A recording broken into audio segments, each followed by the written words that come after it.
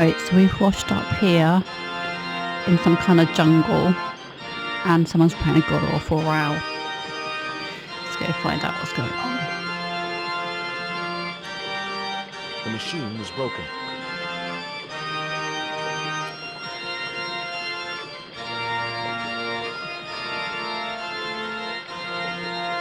It would have been a shame to tamper with the elegant bridge. It seemed to be working just fine.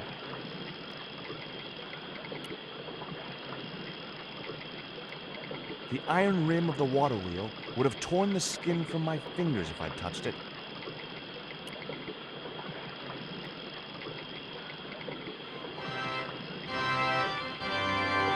It was heavy.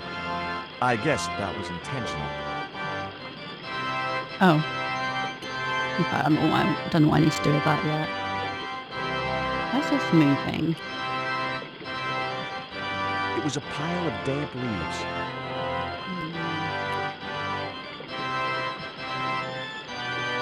The stones were too heavy to turn by hand.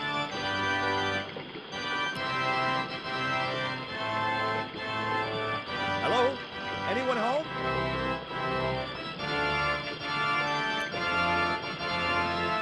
Oh, do you know what? I think I remember what you're meant to do here. I think you have to start a fire. Not a bad one, but you have to smoke him out, I think. Using these and this. What you're meant to do though. Let's have a look. I think you need kindling. Can we use that?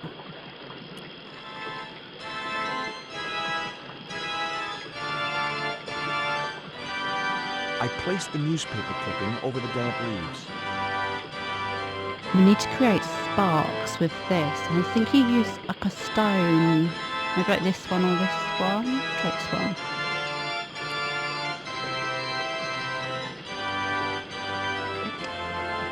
This one.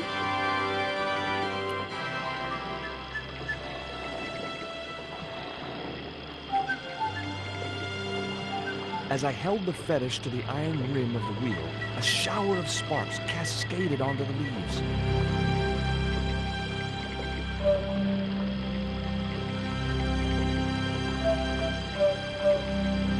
I remember being stuck on this bit for ages the last time I played it.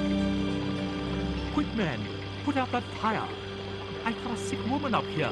Sorry, Father, but I needed to attract your attention.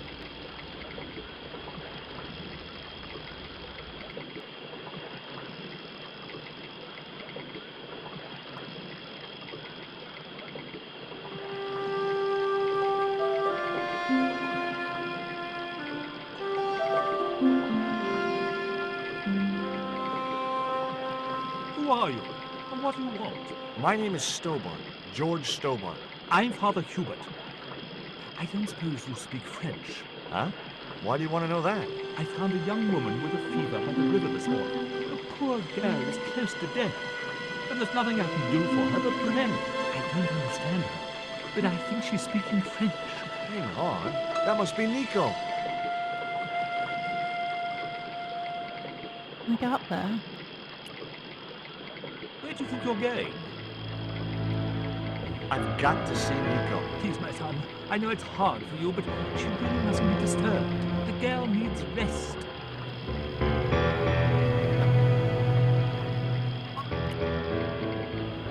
That's my girlfriend you've got in your treehouse. What's the matter with her? She's been bitten by a venomous river snake. But can't you do something for her? There's a cure, isn't there? I ran out of penicillin and morphine years ago, but the local people speak of a root which they believe will counteract the poison. Where can I find this root? I don't know, but maybe the shaman at the village can tell us. Will you show me the way to the village? Me? Oh, but I can't.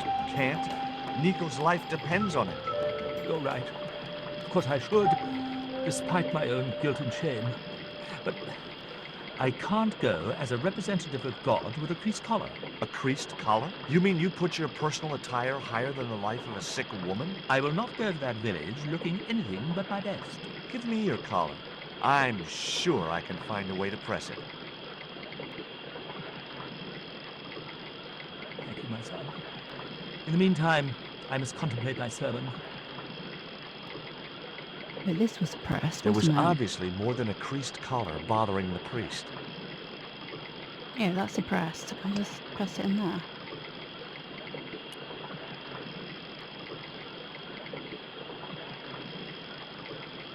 So there I was, hundreds of miles from civilization, doing the housework for a priest. It's a strange world. We just used that to, like, move it.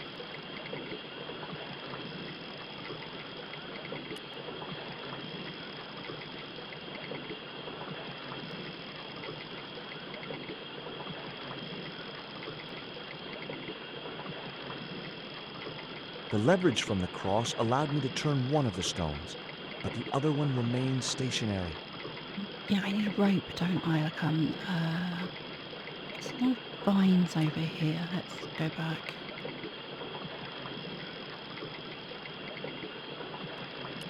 There's vines around this wheel, wasn't there? Yeah, can I have this?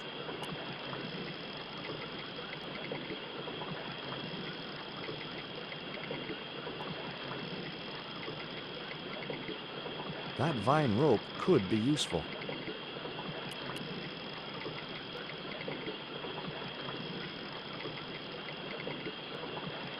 It's so peaceful, isn't it? I'd love to live out in the middle of the jungle. If there weren't, like, giant spiders and things like that.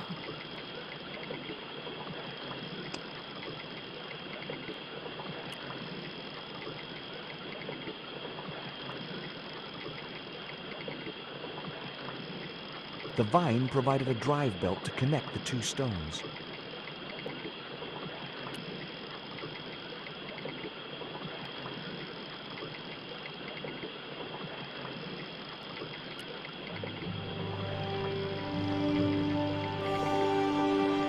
The press worked surprisingly well on the collar.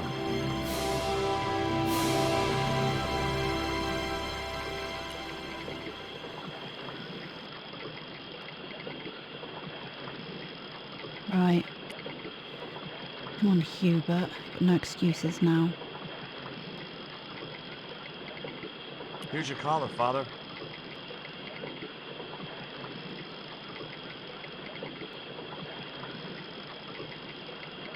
Thank you, George. You'd probably think it a little odd of me to make such a fuss. Oh no. If I'd been living in the jungle for 11 years, I'd be completely screwy too. Screw it. Yes, perhaps I am. Ever since my last visit to that village. What is with him? Do you want to tell me what happened at the village? I forgot my vows. I let myself be overwhelmed by the beauty of this unspoiled paradise, and in a moment of weakness, animal passion reared its rampant head. You know, you should be writing romantic novels. Did you experience some kind of a physical liaison at the village? Yes, I'm ashamed to admit it, but I found myself doing the monkey dance. I've never heard it called that before, and I didn't want to pry any deeper into Hubert's murky past. Oh, but I do. Now you've got your collar back, will you take me to the village? I've still not finished my sermon. Look, Father, I still don't know why you're so reluctant to visit that village, and it's none of my business. Whatever the reason, it can't be more important than saving Nico's life. You're right. I must be crazy. We must make haste if we're to reach the village before nightfall. By the time we reached the village, it was sunset.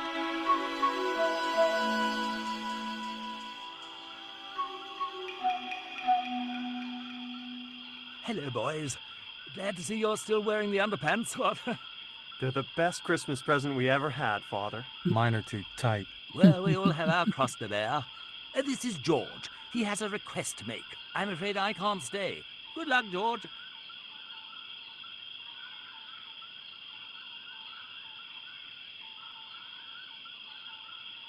That's a relief. I never feel comfortable with him about. Me neither. These damn pants keep riding right up my butt. So, what do you want?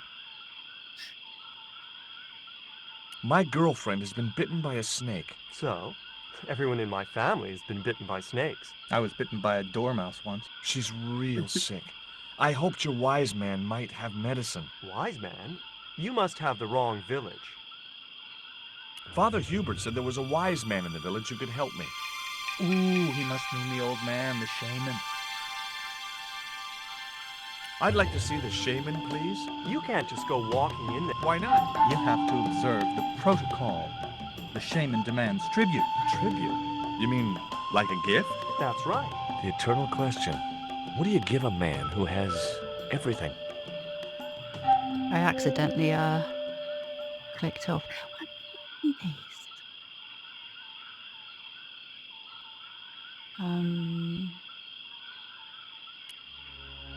This stone is what brought me here. That's a spirit stone. I wouldn't touch it if I was you. You're right. It could be cursed.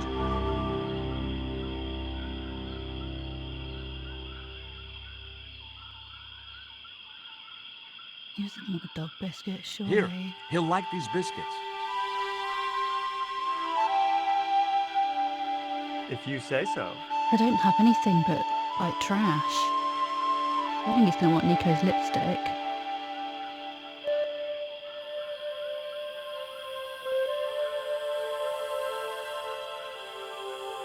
He liked the biscuits, especially the black ones. He wants to know if you've any more.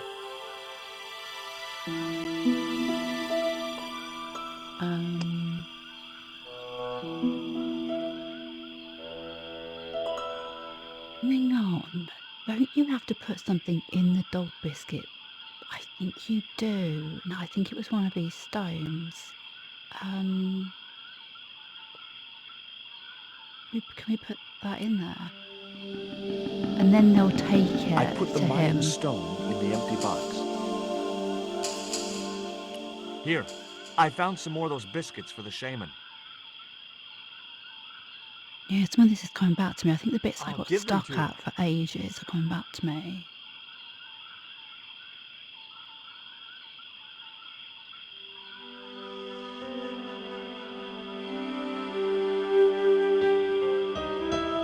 The shaman wants to talk Oh, to you. good. I hoped he would. Well, it's been nice to talk to you guys. Can I go? Thank you.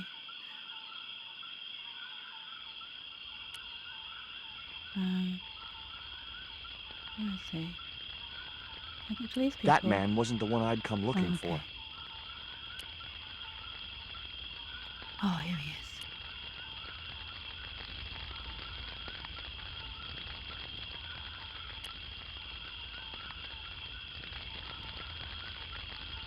Hi, my name's George Stobbart. Please, sit down. Welcome, George. Thanks. It has long been foretold that a white man would bring the coyote stone to this village. Oh, okay. My girlfriend's been bitten by a snake. And you want me to heal her? That's the idea. Can you do it? I'm not sure. My gums aren't what they used to be. Listen, my girlfriend's in a coma. Please, old man, give me the root. What root? Why is Father Hubert so I thought I was reluctant gonna- to visit the village? I don't know. He used to come here a lot, but then he just stopped. You'd think he'd want to spend some time with his kids. Did you say Father Hubert has kids? 3 girls and 5 boys by my reckoning. All conceived in the same week at the Feast of the Monkey Dance. Father Hubert told me of a root which could cure the bite of the river snake. There's nothing sacred with these people. That was our secret, known only to members of my tribe. If that root is my chance of saving Nico's life, then I want it. Fast. There is time yet, George Stobbart. Time to learn why you were called here.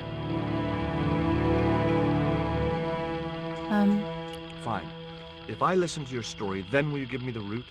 The eel travels far, but still returns to the place of his spawning. And look, I'm running a tight schedule, so can you skip the riddles? Many years ago, when the world was young, the great god and king Quetzalcoatl was defeated by trickery and deceit.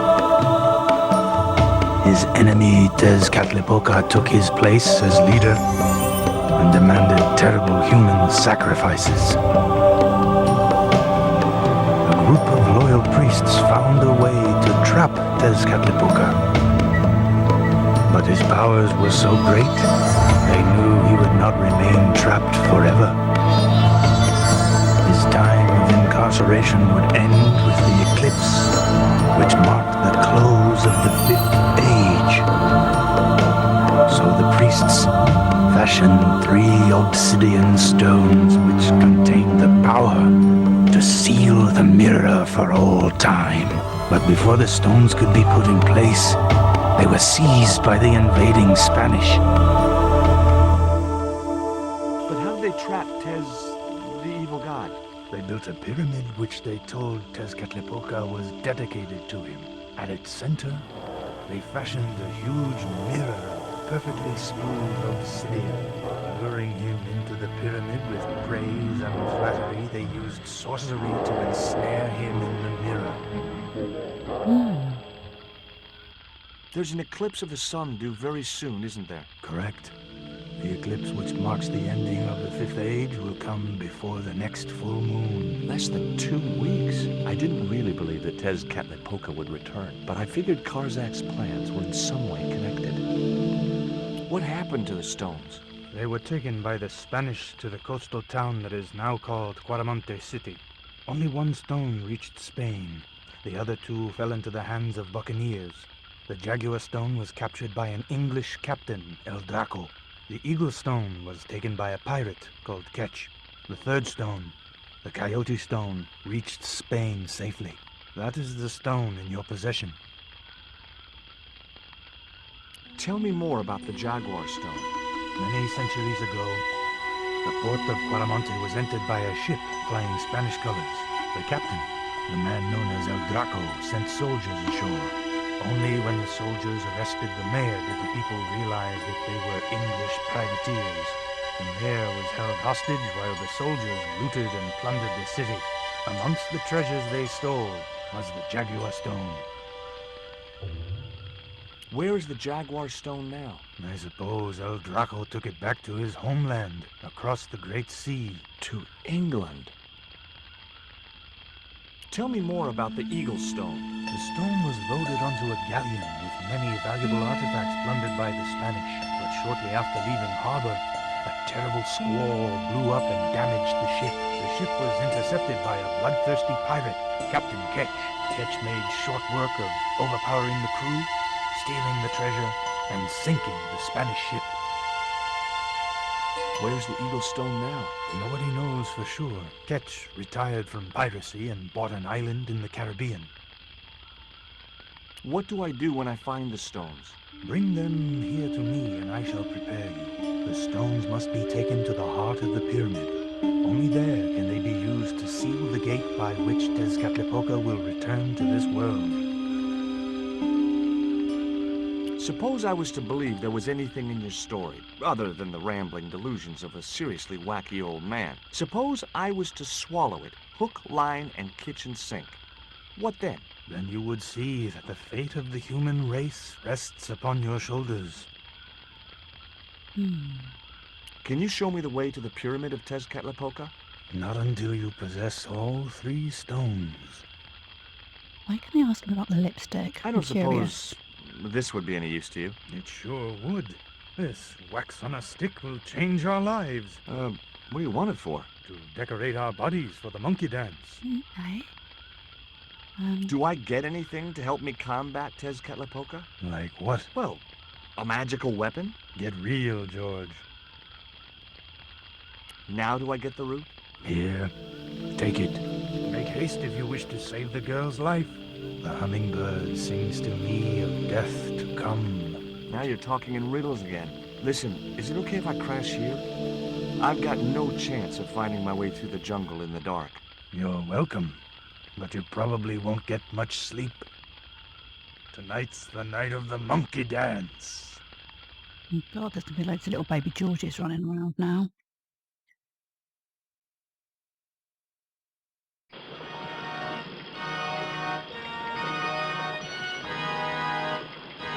I left the village at dawn and stumbled back through the jungle in a post-party daze. It was just like sneaking back to my parents' house when I was younger. Except Oakland didn't have monkeys or parrots.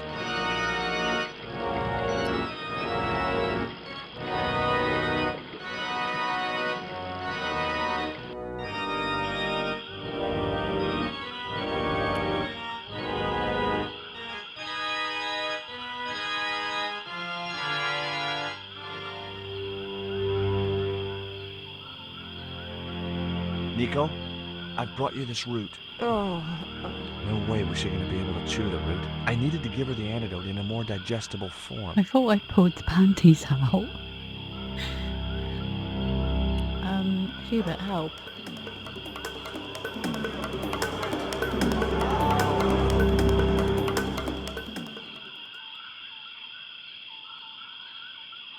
The shaman thinks you should go visit your kids. So, he told you. Look, Hubert, having an extended family is nothing to be ashamed of. If I was you, I'd be ashamed of not being there for them. It's that damned monkey dance that led me astray. Yeah. A sight like that must be difficult to forget. I've got the root, Hubert. So what are you waiting for? Give it to the gal.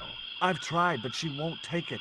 Oh, you fool, George. You'll have to extract the sap so that you can drink it. Right.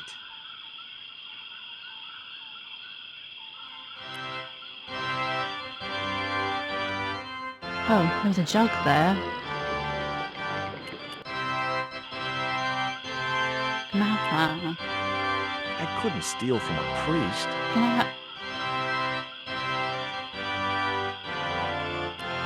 Can I have the jug?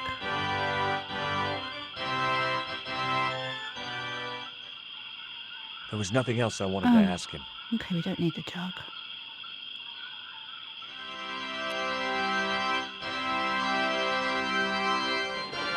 Right, can't we just squeeze the root in the press?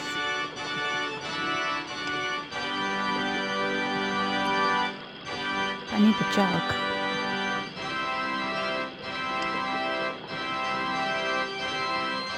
Will this work?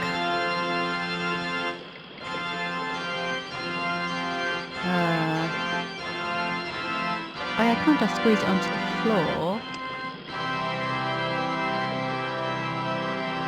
Where do I click on? There's nowhere to...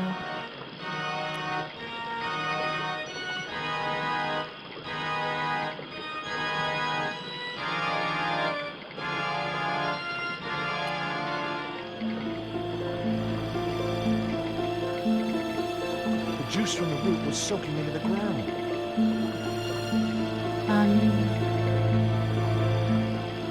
Can't I put it... Look, it's got a point. Can't I poke that into the ground?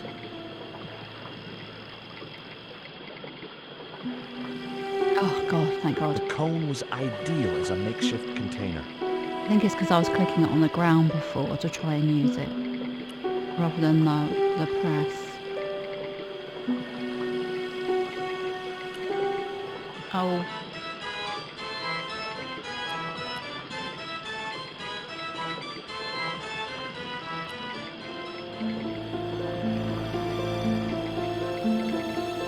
As the liquid was squeezed from the root, it collected in the cone.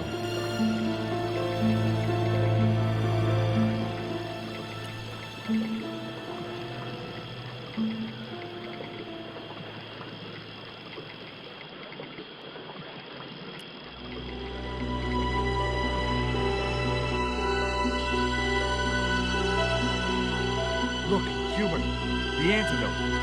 What are you waiting for? Give it to the girl, quickly.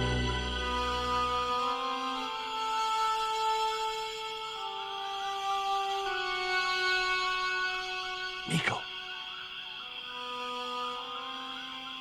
Here, drink this. Oh, George, it's horrible. Just swallow it down. Okay, try and rest now, darling. You'll need all your strength when we go after the other two stones. Other stones? What other stones? What have you gotten me into now, George Stobbart? The patient is sounding more like her old self already. Technically, she got us into it. Nico recovered quickly from her fever. To save time, we decided to split up and look for each stone independently. I traced the pirate Ketch to a remote island in the Caribbean. With the fortune he'd amassed from piracy, he'd retired to a place that was later called Ketch's Landing.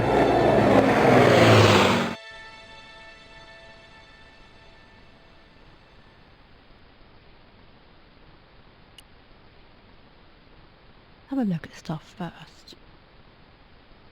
No, there must have I to just ask him had about. to sneak a look at those plans.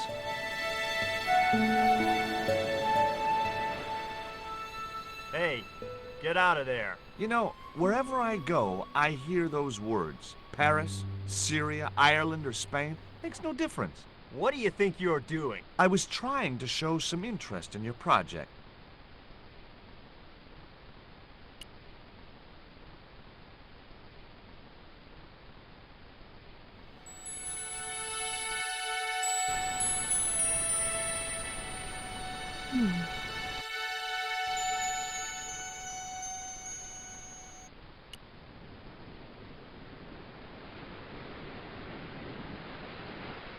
I didn't want a fishing net.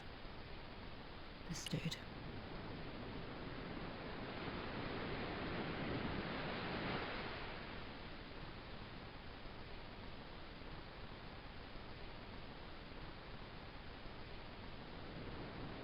Hi, is this Ketch's Landing?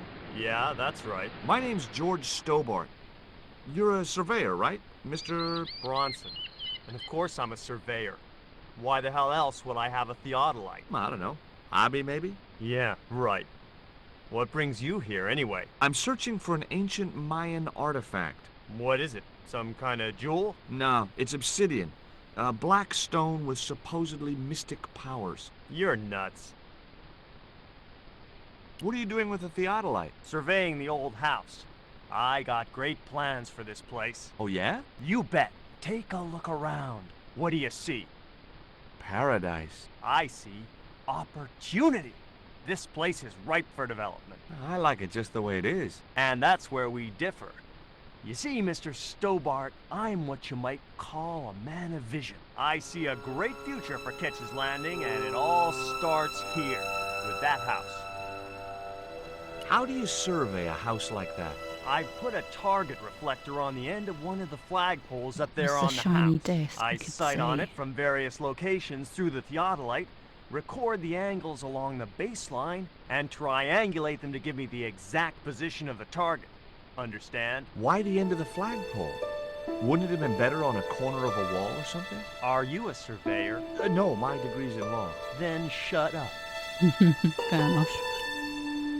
This is similar to the stone I'm looking for. What makes you think you'll find it here? Because when the stones were stolen in the 17th century, Hold it. The stones have been lost for 300 years? approximately, And you're hoping to find them again? a wise old Indian shaman told me he Yeah. saw the stones in a vision. Ha ha. That's rich. Listen, I got work to do, okay? Catch you later, Bronson. Yeah, you're lost. Fascinating story. Right, can we go up here? Yeah, we can.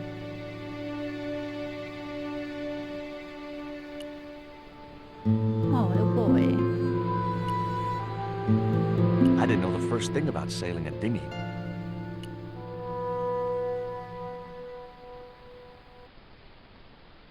You want to buy some fish? Nah, I don't like fish. What's your name? Rio. It means river. What about you? George.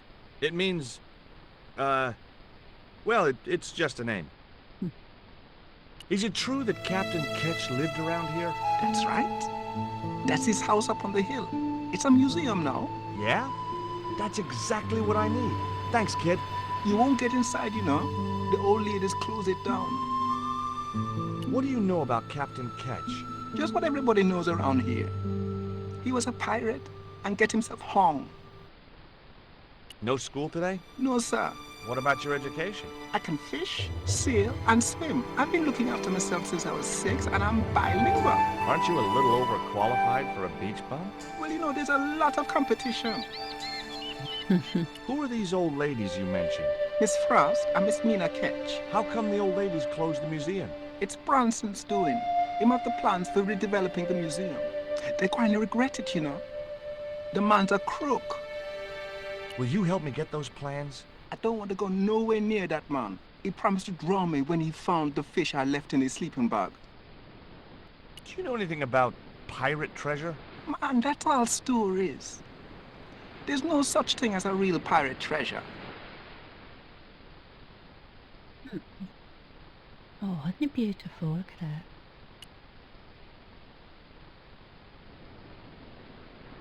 So relaxing.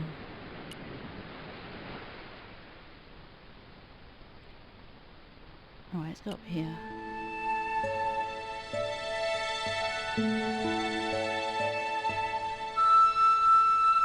Oh. Hey, Puss. Hi, Puss. Wanna play? Hey, cat. Watch where you're putting those claws. Hi, my name's George Stobbart. Good afternoon, Mr. Stobbart. Would you care for tea? No, thank you, ma'am. I don't like tea. Is that your cat? Yes, it is. That's Ruddles. Do you like cats, Mr. Stobbart? He reminds me of You bet. what's her face from the Especially first spit roast. one that was playing the piano, Lady Piermont. Can you tell me anything about Captain Ketch? More than you can tell me about your great-great-great-great-grandfather, no doubt. You're his descendants? Certainly. Captain Ketch was born in Dorset, England, in the reign of King Henry VIII. His family were undistinguished farmers, but young Frederick Ketch decided to go to sea. We have plenty of seamen in our family, Mr. Stobbart. Are you interested in history, Mr. Stobbart? No, you definitely. Yes, I am. You were telling me about Captain Ketch. Do go on. Oh, yes. He sailed under Hawkins, Jim Hawkins? John Hawkins, one of the great traders of the Elizabethan age. In 1568, Frederick Ketch was a young man serving aboard the Jesus, Hawkins' flagship. They sailed from England to Africa and across the wide Atlantic to these islands. Ketch was never to see the shores of England again, How come Ketch never made it home? because the Spaniards sank the Jesus in an act of treachery. You said Hawkins' fleet traded between Africa and the Indies. What was it they were trading? Black men with no shirts. You have to understand, Mr. Stobbart, that this was the 16th century. But that doesn't alter the fact that Hawkins and Ketch were slavers and pirates. Yeah. Would it surprise you to learn that Hawkins was also a devoutly not at all. religious man? He transported slaves in a ship named after Jesus Christ. In my book, that makes him a hypocrite. What happened to Ketch? Was he killed? Oh no, he got away and returned to this island, to this very house. The Frederick Ketch Memorial Museum. Yeah, I would have been ashamed of my ancestor if I was them, not opening a museum up to it. Is it true Frederick Ketch was a pirate? Frederick Ketch was emphatically not a pirate. They hanged him, you know. Down there on the beach in front of his family. Didn't bother with a trial. Just whipped him out from his breakfast table and hoisted him up in chains. Well, if he wasn't a pirate, what did they hang him for? Envy. Pure green-eyed envy. He had been a successful privateer, you see, and had accumulated great wealth. As rich as a mink in a paddock. Shut up, Nina. Yes, Frost. The small-minded governor and his lackeys wanted his money, trumped up some ridiculous charge about breaking the conditions of his letter of marque, and hanged him like a common thief. The blackguards! Letter of marque, that's like a pirate license, isn't it? It like gives you the right to do Letter it. of marque? The document that permitted him to engage and destroy the enemies of the crown. The difference between a lawful privateer and a pirate. Yoo-hoo! Sorry, Frost. Well, why didn't Ketch just say, take a hike, guys, I've got a pirating license? Frederick Ketch was not a pirate. But he did show them his letter of marque. But they destroyed it and hanged him anyway. Oh well, shame. I've been talking to Rio, the little fisher boy. I'll thank you not to mention that little wretch in my presence. Dirty little whelk.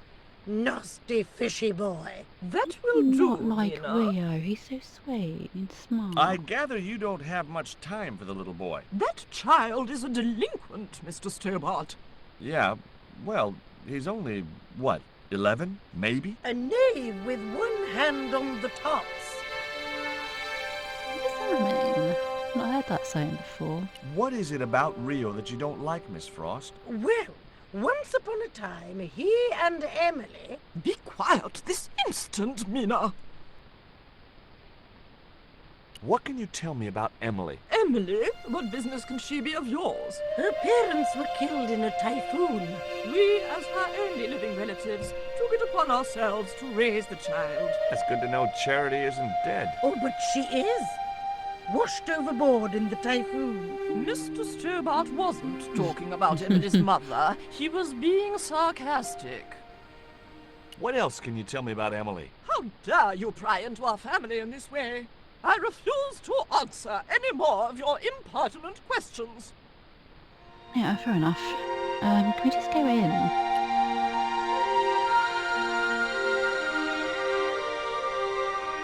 It was locked. The house is closed. How come? It is undergoing refurbishment. Oh, of course. This must be the place Bronson's surveying. The intention is to prepare the museum for the new century. The Frederick Ketch Memorial Museum. It would look nice in neon. A museum for a pirate? There was a stony silence. As I have already told you, sir, he was not a pirate.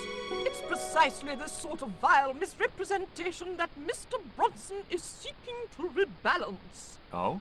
How? Mr. Bronson has kindly agreed to undertake the museum's refurbishment at a very reasonable price. He understands the importance of a sense of history. Funny. That's not the impression I got of Bronson at all. He also understands spherical geometry. Mina? Well, he does. Listen, ma'am. I came a long way to visit this place. If we make an exception in your case, everyone will want to get in. Pardon me, but I didn't exactly have to fight my way through the crowds. You're the second visitor we've had today. No, I'm sorry, but it's impossible. Who was the first visitor? Can we ask?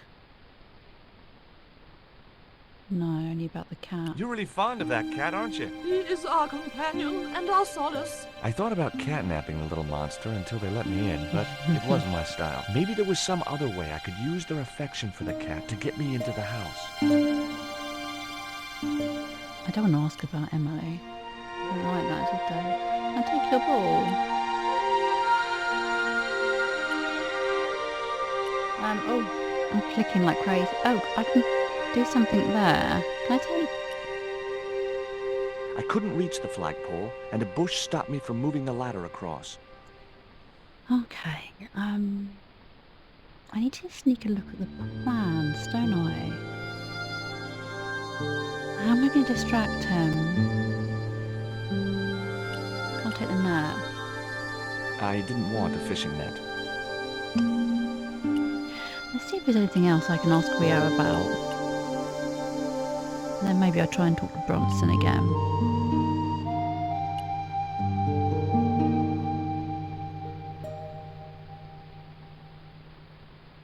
Oh, yeah, loads. I think Bronson is trying to cheat those sweet, vulnerable old ladies. That's a little unfair, isn't it? Okay?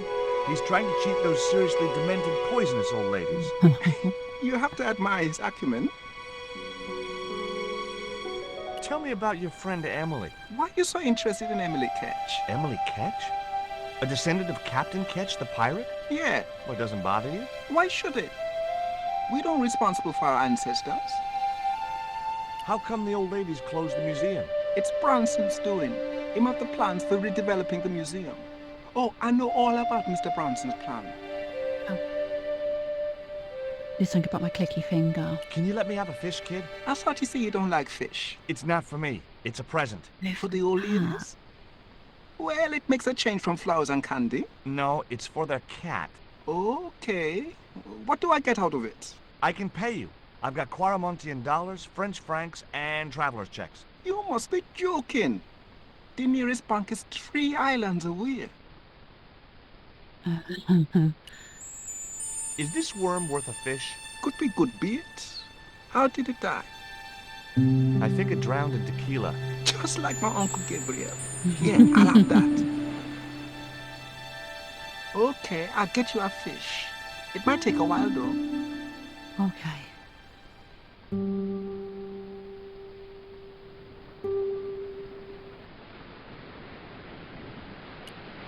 Take out to Bronson.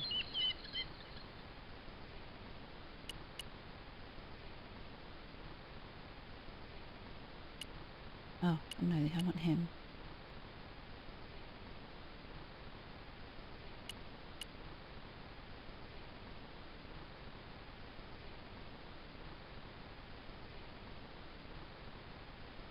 Dude, don't walk away, I'm trying to talk to you.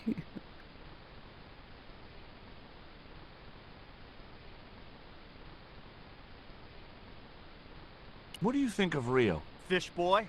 If he comes near me Fish boy. again, I'll throttle the little squirt. Calm down. What's he ever done to you? Sock me in the back of my skull with some kind of fish, that's what.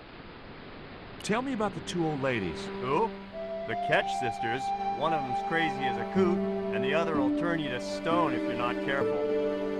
Can I take a look at your plans? No way! What interest would they be to you, anyhow? I've always had a secret desire to be a surveyor. You have? Sure. I mean, you surveyors are just like the great explorers, aren't you? Henry the Navigator, Vasco da Gama, Chris Columbus. Maybe you don't sail uncharted seas or discover new continents, but you're okay in my book. Horse shit. You just stay away from those plans, you hear? Catch you later, Bronson.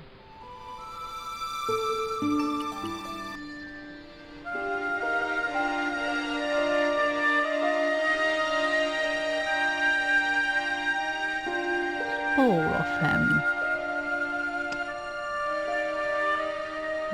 I drug him with Sklotar. It would have been pretty cool to drug the cat, but I didn't have the heart. And besides which, those sisters would kill me.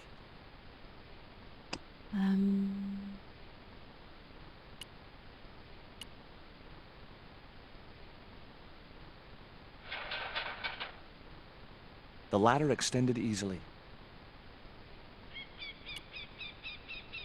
I couldn't reach it. You get up the ladder, George. You there? What are you doing? Pardon me, ladies. I was just going to climb your ladder. I'm helping Bronson. Oh, you're not like him, are you? He's very polite, isn't he, Frost? And he has dimples when he smiles. So, can I go up there? No, okay. Down! Sorry. Okay.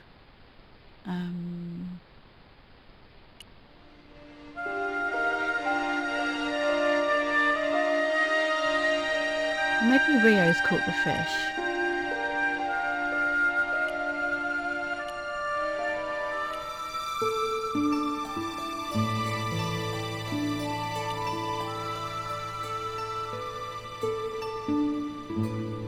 There was nothing else I wanted to ask the boy.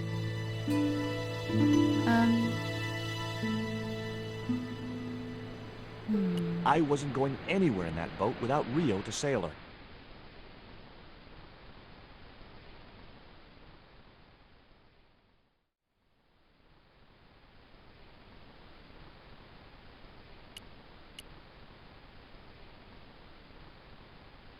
Okay, it was time for diversionary tactics. I thought I saw a little girl down on the beach. You must be mistaken. He must be mistaken. Mustn't he, Frost? I'm sure I'm not. A little girl and that young fisher boy. What? It's not possible. What were they doing? Oh, the kinds of things that all little boys and girls get up to at their age. When I was a little girl, we used to play cows and milkmaids. Woe betide you if you're lying to us, Mr. Stobbart. Heaven help you.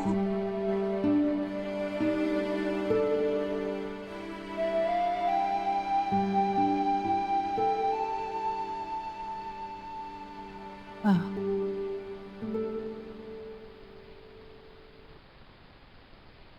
With a creak of ancient corsetry, The sisters sailed majestically over the distant horizon. Let's get up this ladder.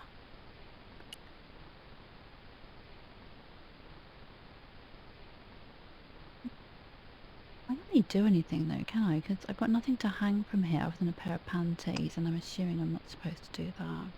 Maybe in my high school days, Yeah. but not now. I won't be able to reach this one. Can I go in a window? I couldn't reach the flagpole, and a bush stopped me from moving the ladder across. Oh. Just my luck. I'd struck out again. The windows were all locked. Oh, okay.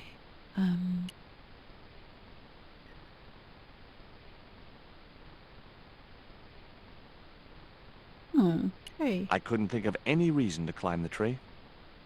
Okay. I wasn't going to risk further laceration by the cat's claws.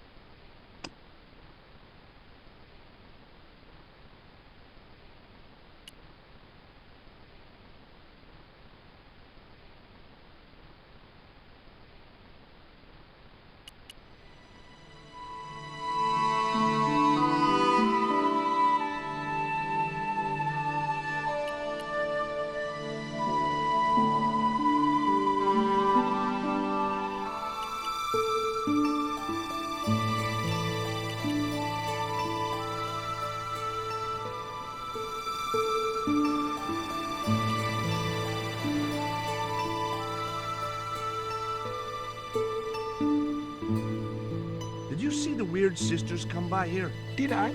They look madder than usual, so I hide until they're gone by. Just as well.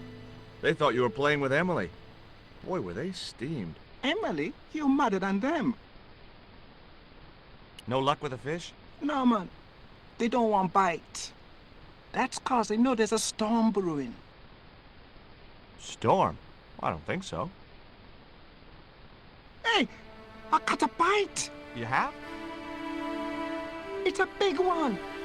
A real big one. Reel him in, Reel. Jeez, it must be a whale or something.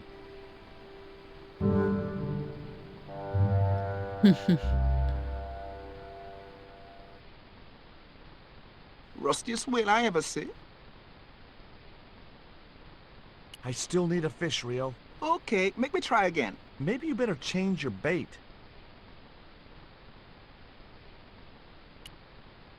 The only serviceable part of the bicycle's wreck was a rubber inner tube. Oh, You just I never bet. know when you're going to need stuff like that.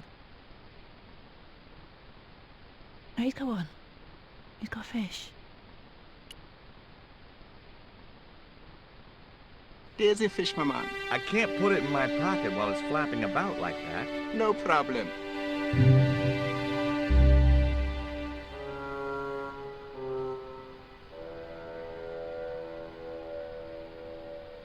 Here's Rio. Right. If we give the fish the cat, it will stop playing with the ball. Then we use the ball to knock off that shiny marker. Then he has to go up to put it back up. And then we can sneak a look at his plans. Fish.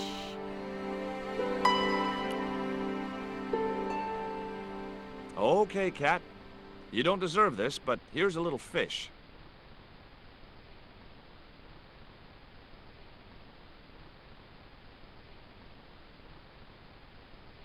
The little monster ate the fish, but never strayed far from the ball. Oh.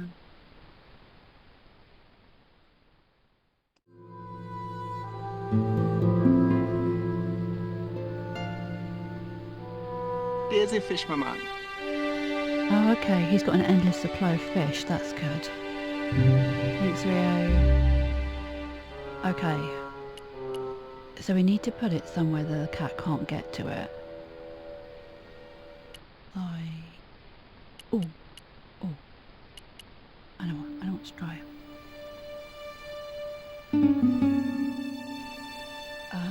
If I... Hang that... Oh, wait. I need to go up there, don't I? If I get up there...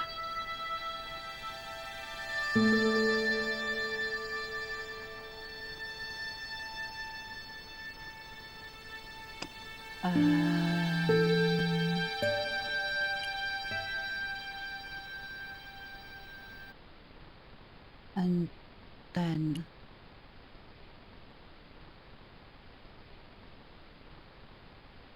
can I attach you to you? That should get the old cat dancing. I just hoped it didn't give itself a cardiac. Right, give me that ball.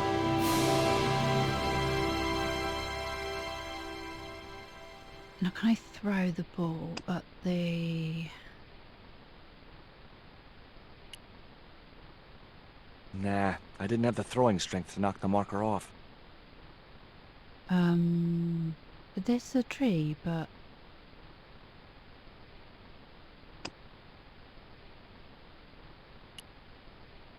Okay, no, I didn't think that was going to work. Can I have the inner tube back? I didn't want to risk the wrath of that vicious animal by putting my hand within striking distance of those claws. Okay, get up the ladder, George.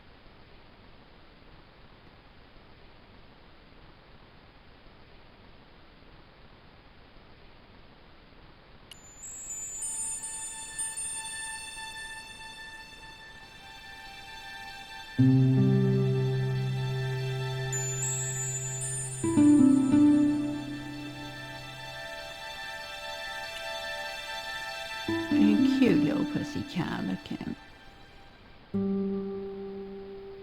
Now can I use this as a catapult?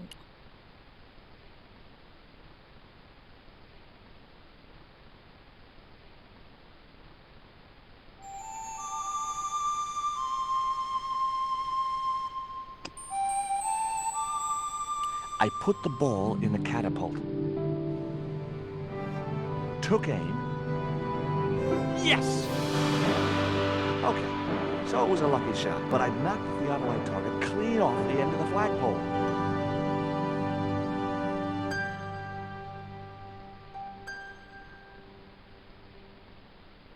Here it comes.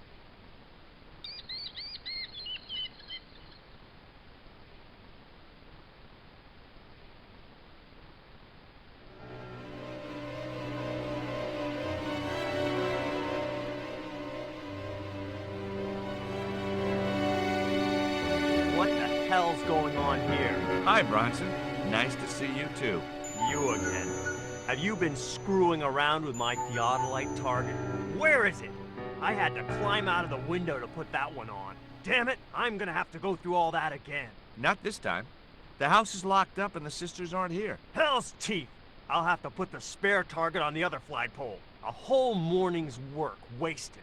I'm gonna fix all this and then I'm gonna fix you, you hear? Yeah? Fine. I'll be waiting. Yeah, whatever, Bronson. Can I have this in a tube back? I feel like it might come in handy later on. Oh, can I...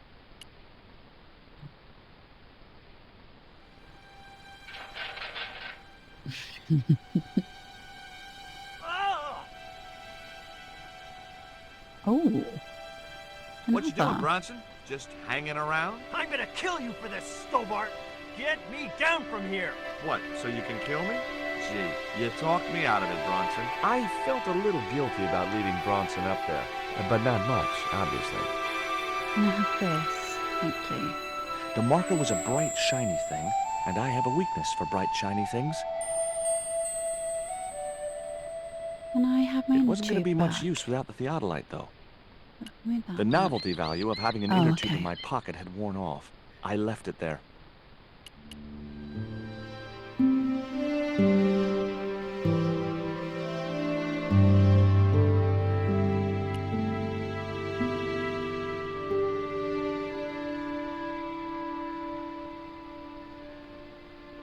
With Bronson out of the way, I could finally get a clear look at the plans. Engineers' drawings didn't mean much to me, but one thing was clear. These plans were for a 5-story, 200-roomed, luxury, pirate-themed hotel. Another stain on the bedspread of paradise.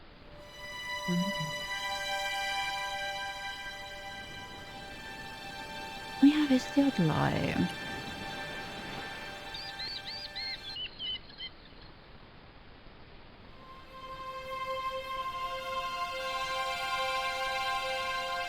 playing the game up there.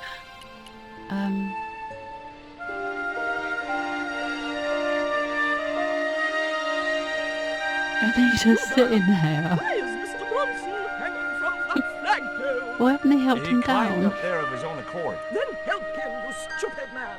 Quickly, before he falls! Well, don't you want to see the plans, though? Hi. Could I ask...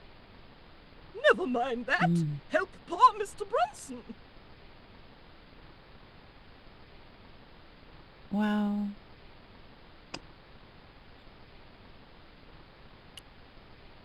Here. Bronson's plans.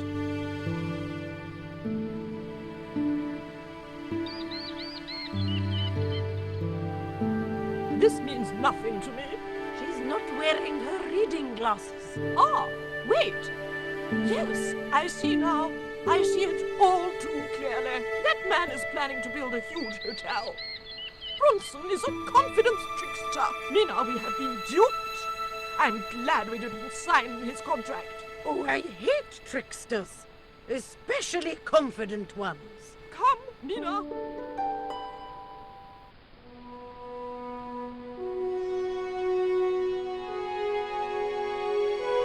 Mr. Bronson, you may consider yourself persona non grata. Yes.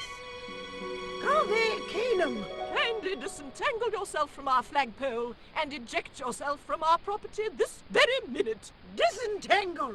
Eject. Hey, cut that out, you crazy old bat! How dare you! Mina isn't crazy, she's just engagingly eccentric. Yeah, as a bedbug. Ouch! Lovely as this little vista is, I'd be really grateful if you could let me into the museum now. Certainly, young man. We are most grateful to you for exposing this scoundrel, Mina, the lock. A convoluted way of getting in.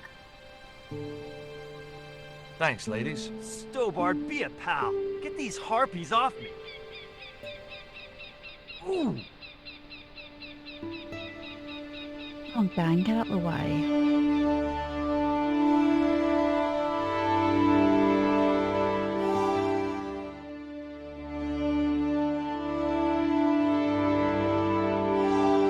While George was basking in the sun-drenched Caribbean, I went. It was a long shot, but I thought I'd start my search for the Jaguar Stone at the British Museum.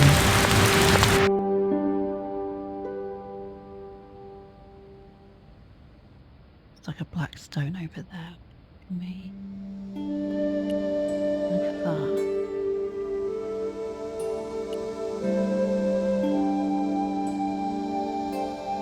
It was a stone identical in size and style to the Coyote Stone. However, this stone bore the image of a jaguar. Okay.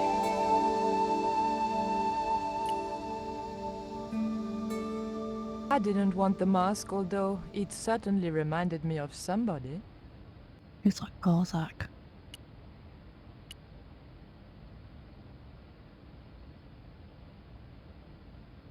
Excuse me, miss. Please don't touch the exhibits. Okay.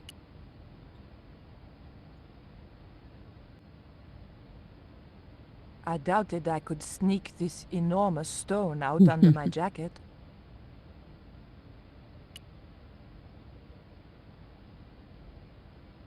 He just pops. No. Bonjour. I wonder if you could help me. Ohayou gozaimasu. What's so funny? It's like with Oh, George never back in the art gallery in France. Oh, what's that behind him?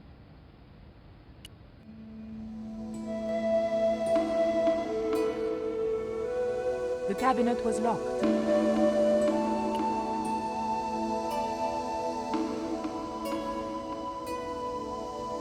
It was a small, flat square of polished obsidian. Nothing like the one I was looking for. According to the caption, this was the scrying mirror given to Dr. John Dee by Sir Francis Drake. No, talk to him. Got terribly arched back. Can lower I help back. you, miss? What can you tell me about the scrying mirror? Ah, that belonged to the alchemist and part-time Elizabethan spy, Dr. John Dee. It was brought back from the New World by Sir Francis Drake and presented to him. It's Mayan, you know. What is a scrying mirror? It's rather like a crystal ball, and you can't see anything in it. Apparently, he had a partner who used it to talk with angels. If you ask me, you were barking mad. Have you ever heard of an English sea captain called El Draco? El Draco? Not a very English name. I think that's what the Spanish would have called him. It was about the time of the conquistadors. 16th century. Oh, I know. That's what the Spanish called Sir Francis Drake. Francis Drake? Have you got anything here that belonged to him? Indeed, miss. We have a couple of artifacts he brought back from one of his journeys. It didn't look anything like the coyote stone. This one was like a little black shaving mirror. Is the scrying mirror the only piece of obsidian Drake gave Dee? I think you should ask. There's another called the Jaguar Stone. He never liked it, though. Said there were angels in the mirror, but devils in that stone. Can I take a closer look at Dee's mirror, please? No, you cannot. That's why the cabinet is locked. They tried some newfangled interactive scheme. And you can guess what happened. Bloody kids ran off with half the exhibits. Hands-on experience, my foot. In my days, it was hands off, I ask you. What do kids know about ancient Mayan civilization? Nothing. Can you tell me something about the Jaguar stone? Certainly, miss. The so-called Jaguar Stone was brought back from the Americas by Sir Francis Drake and presented, with, as you already know, the more famous scrying mirror, to John Dee. The old loony didn't like the stone, though. Reckoned it was tainted by the devil. Come along, miss. I'll show you the mirror. I've already... Oh, never mind. There. John Dee's famous scrying mirror, given to him by Francis Drake. Do you know if this mirror has any relevance to Tezcatlipoca? Who? I can't even say it. Ah, there's someone here who'll be able to help you better than me.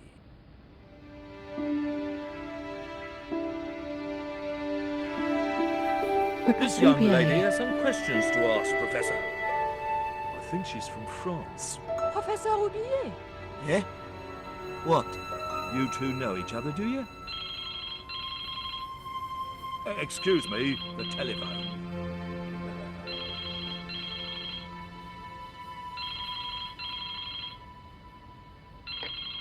We meet again. Mademoiselle? France, eh? Yes, I believe that's where you live, Professor. I have a house there, on the outskirts of Paris, but I haven't been back for many months. What can you tell me about the Jaguar stone, Professor? It's obsidian, from the Chichen Itza region.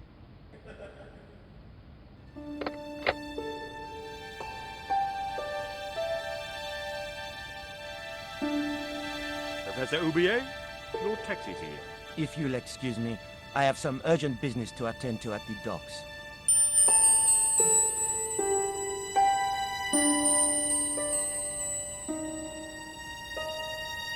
Can you answer me some questions about the Jaguar stone? Certainly, miss. If you just step this way.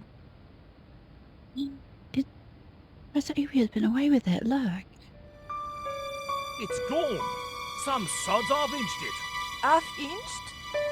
Stolen it, miss. Never mind. The silent alarm will have been tripped. I'm afraid nobody can leave until our crack security team gets here. How long will that take? Could be a while. I think it's their tea break. The thief could be miles away by then. Don't you worry about that, miss. Just don't try to leave. It was too much of a coincidence that Roubillier showed up and the stone promptly disappeared. I didn't have time for their crack security team to finish their tea. I had to get after him. That key? Yeah, where would he got the key from? It had to have been Ubier. Who else could have took it?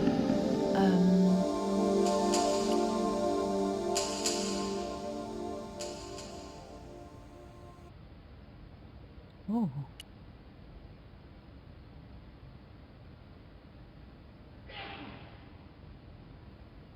The cabinet was locked. Oh. Can I have a look in here? Oh. There was nothing very useful in my bag. Just a single hair clip. Okay, can I unlock? Why would I want this though? The key unlocked the case. Right, why do I want that one though? I locked the case again and took the key. No, take the... Let's just take all the exhibits. The key unlocked the case.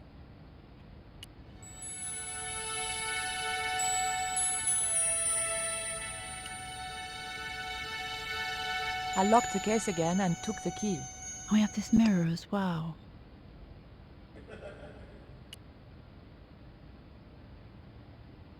I didn't know anything about the knife. I couldn't even look at it because he was in the way. The key didn't fit this lock. Oh. Can I pick it? That's the kind of thing Georges would do. Not me. What is it?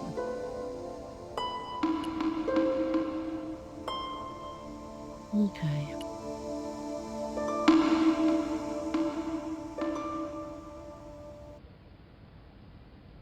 There he is.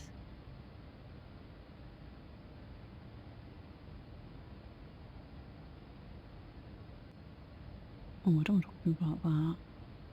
Don't you think it's suspicious that Oublier has urgent business at the docks? Not in the slightest, young lady.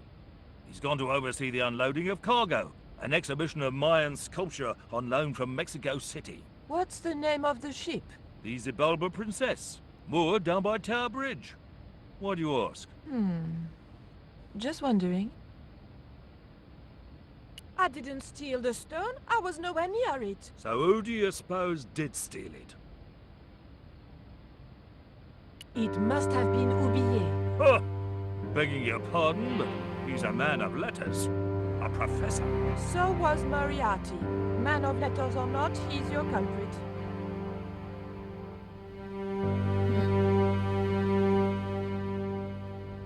Thank you. You've been most helpful. I need to take this scryer mirror.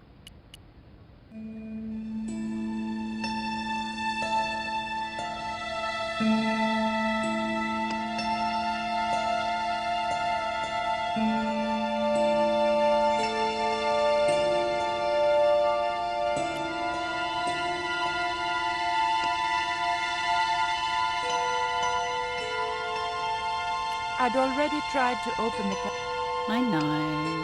No.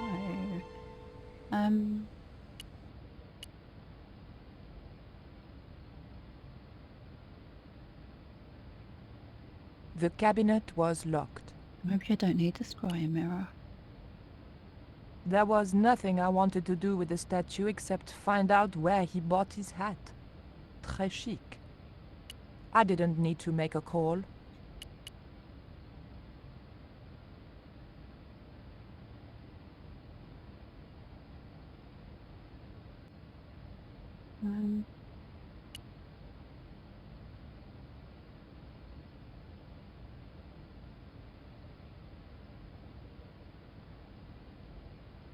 Excuse me, miss. Please don't touch the Eyes exhibits. in the back of his head, this man.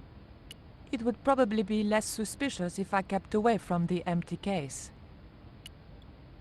I can ask him about the key, but I don't really want him to... Look at this. The thief left this key in the cabinet. Oh dear. Oh dear, oh dear, oh dear. That makes the theft an inside job, right? Oh dear. In other words, the thief was Professor Oublier. Well, let's leave that for the police to decide, shall we? I better phone them right away. Okay, now can I go behind here?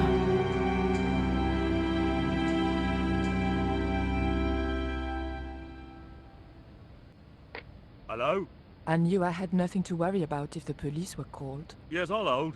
But I had to catch up with Oublier, and fast. Right. What is behind here? I'm assuming there's a door. Yeah, okay, can we go? The doors were securely locked. This?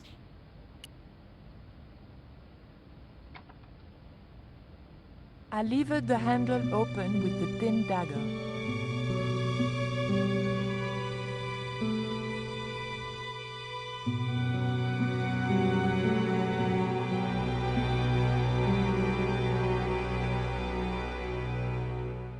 The room had been decorated to resemble the interior of a sailing ship. It was disturbingly effective.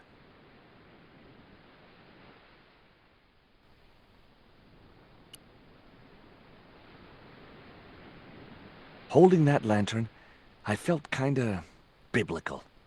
Like Jesus or Florence Nightingale. Now, I remember this bit. I think you have to put some things in the desk. Here.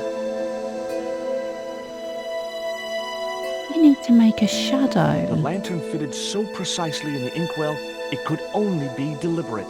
So we take this feather out. That might come in useful in ticklish situations. Yeah, I can't remember bits of this. We want to put the map on here. Okay, I've had my hands on an historical document. Now what? There.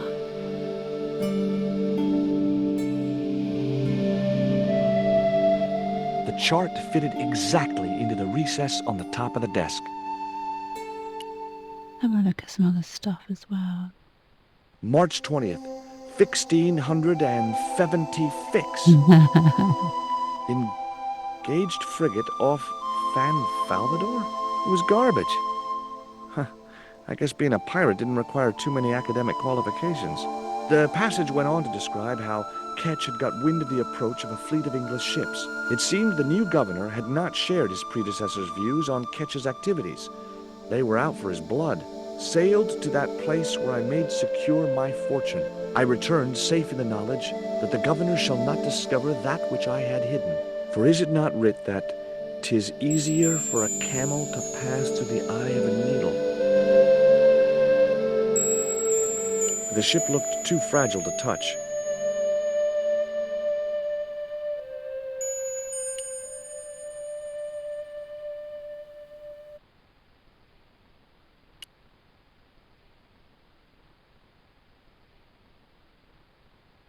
It would have been easy to reach the cutlass and slip it in my pocket. It would also have been the most regrettable action of my life.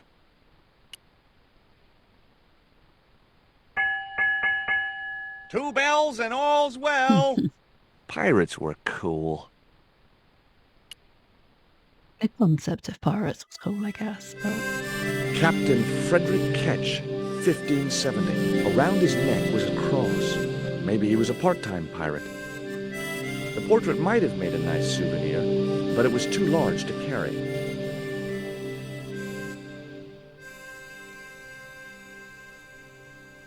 Imagine pirates in real life were probably absolutely terrifying. Oh wait, I want the wheel. No, I want the wheel. I didn't click on the wheel. Hard a port, bosun! Aye aye, Captain Stobbart! She cannot take it, Captain! The lad's dead. Abandoned ship! Having a whale of a time. Get it? Whale.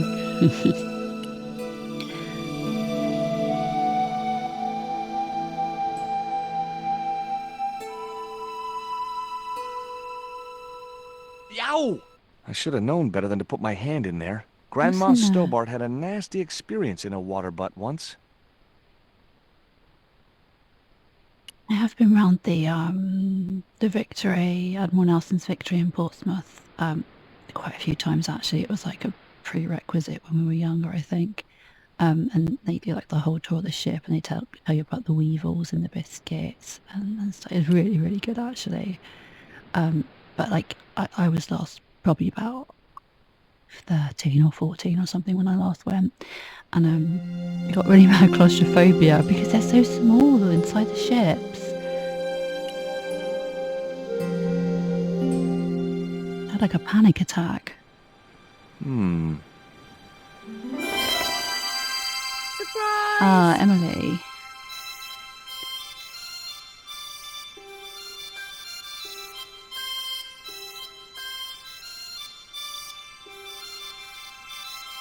What the? Who are you? I'm Emily. What were you doing in there, Emily? Hiding. What are you doing here? Grown-up stuff. Grown-ups? Pfft. I'm never gonna grow up, I'm not. You shouldn't be here. What's your name? I'm George. Pleased to meet you, Jaws. George. Jaws? Jeez. Make your mind up. We want that cross, I think she's got round her neck, because that's that one, isn't it? But let's ask her about some What other can stuff. you tell me about Captain Ketch? That's him on the wall, in the picture. Yeah, I know. Scary-looking guy, huh? He was my great-great-great-great-grandfather. Yeah. You have his eyes. Why don't you go play with Rio? I'm not allowed. How come? Because Aunt Frost says I'm not allowed out of the house. That's why, Mr. Nosy Beak. Too bad. Why don't you ask your other aunt if you can play with Rio? Aunt Mina's cuckoo. Aunt Frost says so. She says when the Lord handed out common sense, Aunt Mina was off getting double portions of chin. This is sick burn. That Rio's a smart kid. He helped me outwit Bronson. Rio is clever. He can spit ever so far. Right, we want this cross, don't we? That cross you're wearing, Emily? It's my lucky Jesus cross. It's just like the one Captain Ketch wore. Uh-huh. Can I borrow it? Uh-uh. I really need a... What would you trade for that cross, Emily? A puppy. Well, I don't happen to have a puppy in my pocket right now. Can you think of anything else you'd trade? Don't know. I think we need to go and ask Rio, because Rio knows her.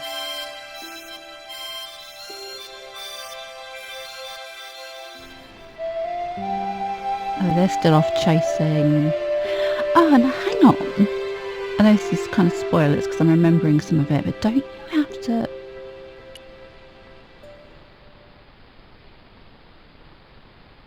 The cat made short work of the feather, tearing it into a blizzard of small pieces.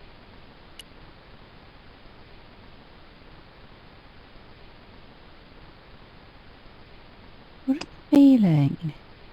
Yeah, for some reason I think you give this to Rio. I think he needs like a fishing fly or something, and it makes a good fly.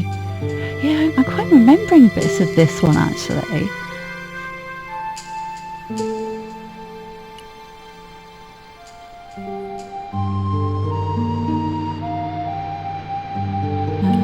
Talk to Rio.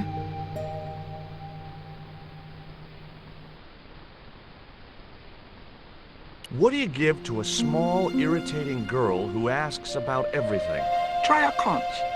Delicate colors, interesting shape, and when you put it to your ear, you can hear the sea.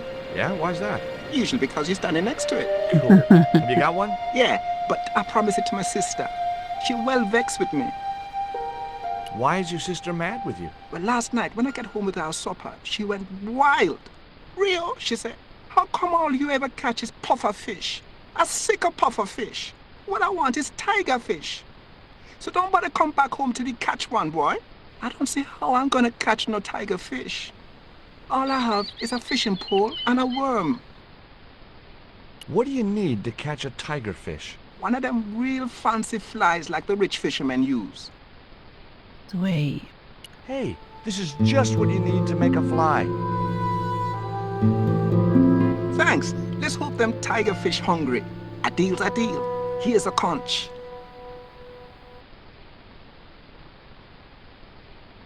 Perfect. Okay, let's go back to Emily.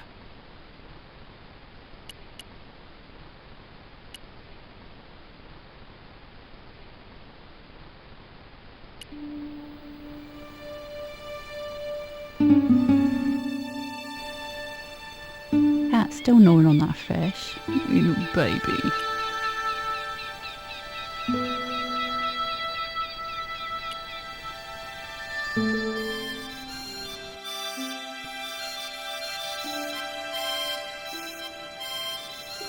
Right, let's give this to Emily.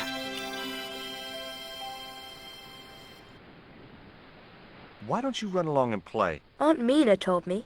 Stay out of mischief. Well, that doesn't mean you have to stay indoors, does it? On a beautiful day like today? There's a storm coming. Oh, nuts. You don't know that. I do so. I can see the whole world from the window. Yeah, well, like I said, I'm busy. Here, I've got a conch. Would you like it? Dunno. Aunt Frost told me never to take presents from strange men. I'm not a strange man. Then why are you called Jaws? Jaws? That's a stupid name. I'm not called... Look, conch, pretty. Swap for the cross, yes or no? Right, this thing's going out the window. Okay, we'll do swapsies.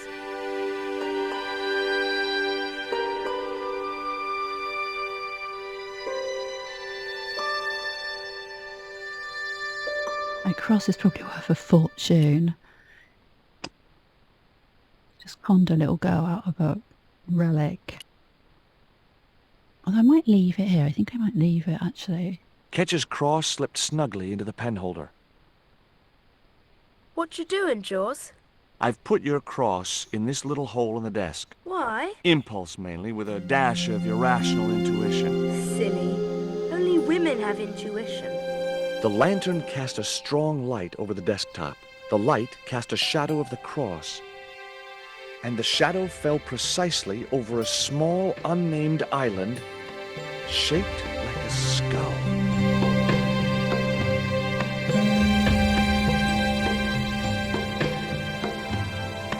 That must be it. Ketch's Treasure Island. Uh-oh. That's Zombie Island. It's a bad place. No kidding? Well, bad place or not, that's my next port of call. Can I come too? The hell you can. I never get to leave the house.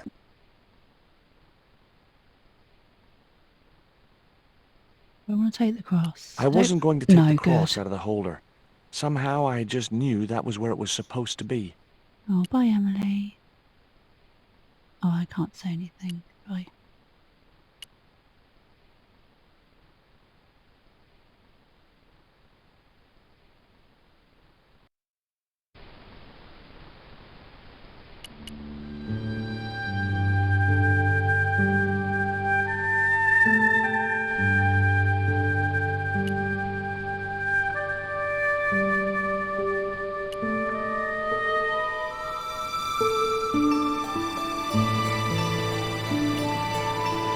Let's talk to Rio again. Would you take me to, Zombie Island? In this weather? You're mad, man. The rain will keep the zombies indoors. Just say I did meet a zombie. What would you do? There ain't no zombies on Zombie Island.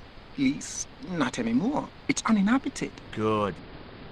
What do you mean, not anymore? You still want to go? I guess. Well, I ain't had no luck with them tiger fish. And with the mood my sister is in, I'll be safer with the zombies. Oh, I was hoping he'd catch one with that fly. Maybe he will later on.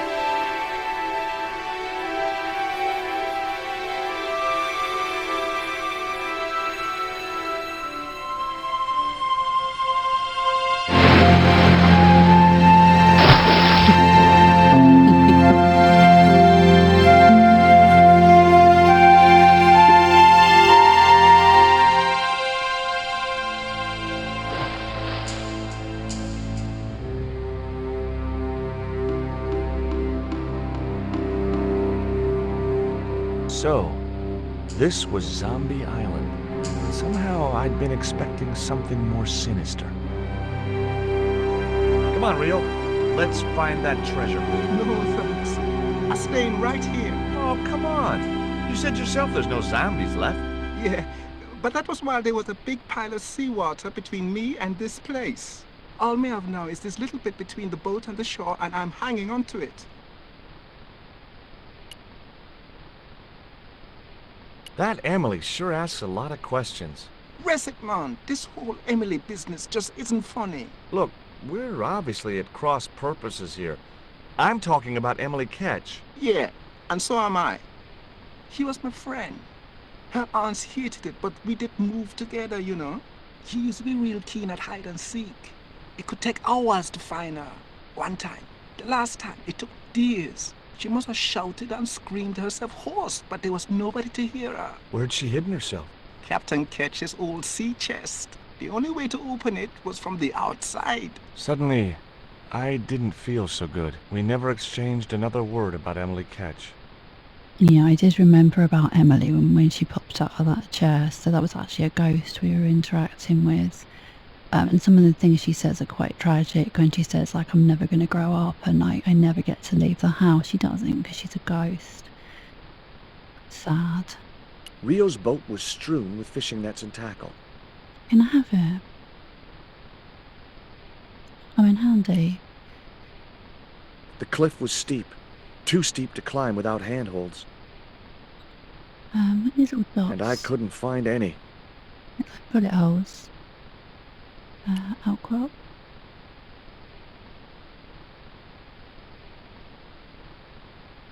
It was too high. I couldn't get up there. Rio, give me a leg up.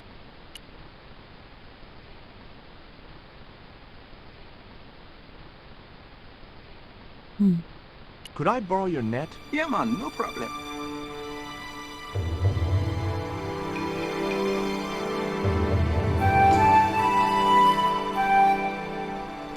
You planning on catching some fish? Nope. I'm after a big rock. I thought that was a net there. So do I throw it over... What's that? Cliff?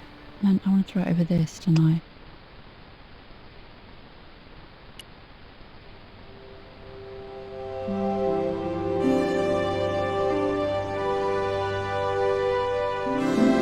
Well, here I go. Wish me luck, Rio. Good luck, George. Watch out for the walking dead.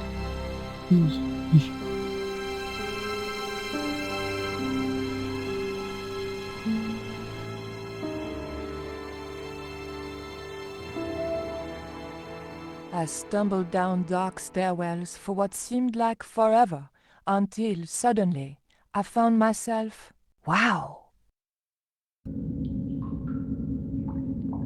in an abandoned London Underground station. This place must have been closed down decades ago.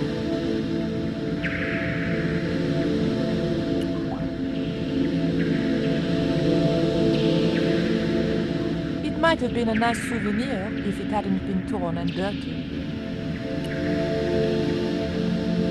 I'd probably break my neck if I climbed over the sleepers, or worse, a heel.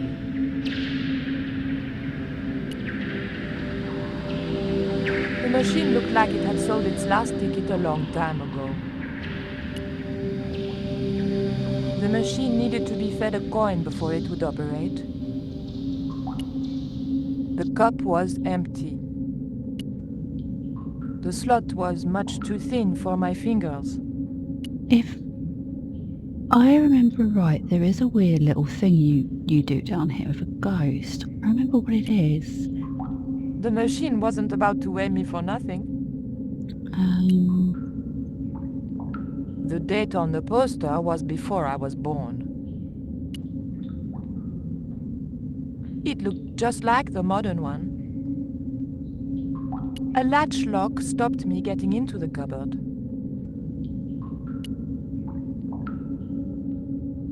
It was too dangerous to start walking along the tracks. I remembered what always happened to Wile E. Coyote when he did that. A warning sign saying high voltage convinced me to leave the lights alone.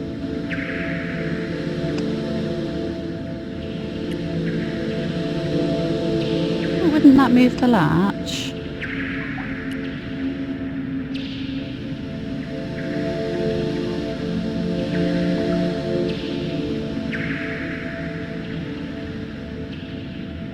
The blade of the dagger just fitted between the door and the soft wood frame. The door gave slightly, and then held firm.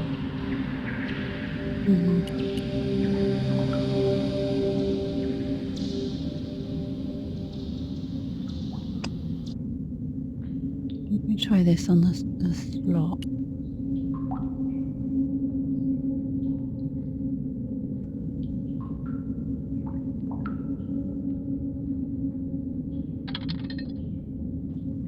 remember there always used to be, I pushed the hair clip into the slot and whatever was stuck there disappeared into the machine. there always used to be chocolate, The machine needed to be fed a coin before it would operate. chocolate vending machines at railway stations, but they weren't like proper vending machines. They were tiny little chocolate ones, and the chocolate was kind of I rank. pulled out an old English penny. Because it had normally been there for about 20 years. Now I think if you reuse it again on the chocolate machine, An ancient bar of chocolate dropped into the tray at the bottom of the machine. And as a special bonus, the penny dropped through to the reject bucket. I pulled out an old English penny. now we get the chocolate. I Now- took the ancient bar of chocolate. If we go over here, yeah, there's a ghost now. Ah, I missed her.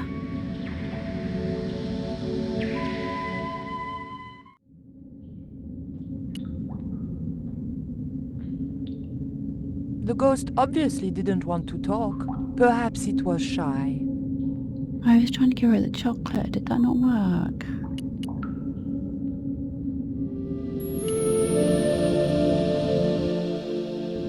I know it did work. Who the hell are you? Joey, is that you? Oh, I remember you now. Hey, listen. Don't go near that hole. Nobody tells Robert Foster what to do, lady. You don't understand. I've played this game before. There's something horrible in that hole. Some beast with tentacles. You're nuts.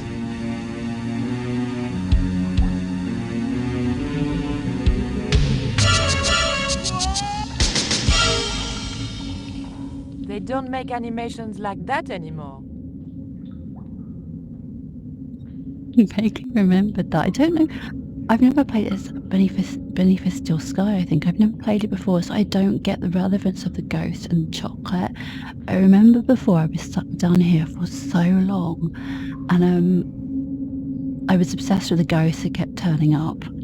And yeah, I finally worked out. There you go. I think it's like a little Easter egg or something.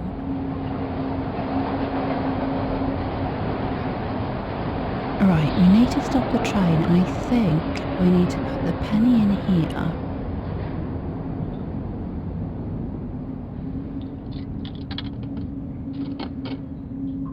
I put the old penny into the slot. The needle twitched rustily and the machine spat out a card.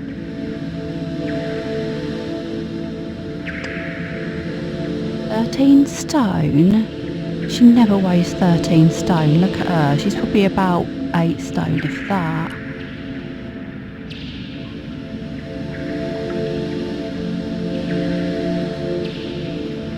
I remembered my student days when I regularly forgot my house keys. A wiggle with the thick card between the frame and the lock, and the latch lifted.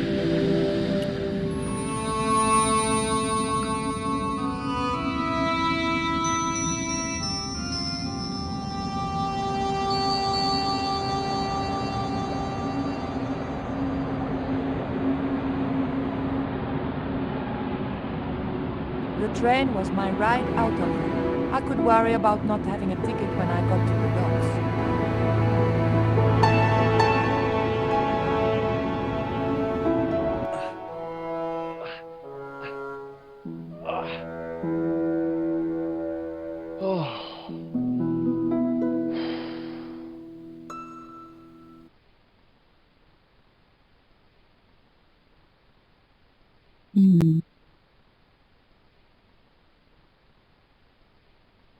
So we've got,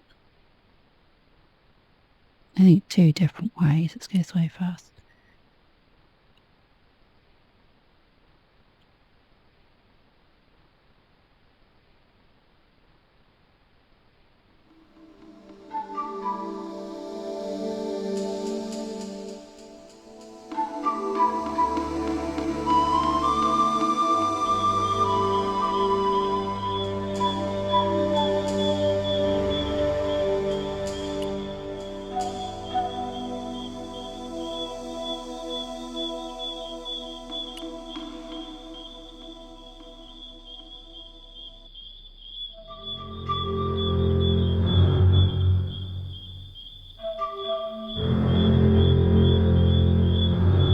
But he's tiny. Can't we just... Can we... net him?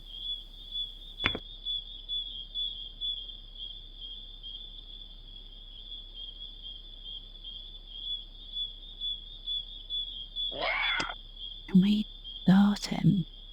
I couldn't get close enough to stick the dart in him.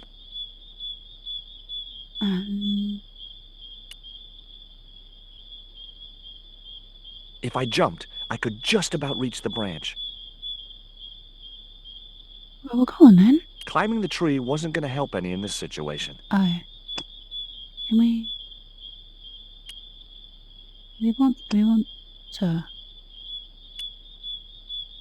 Okay. Can we go down there? We can't.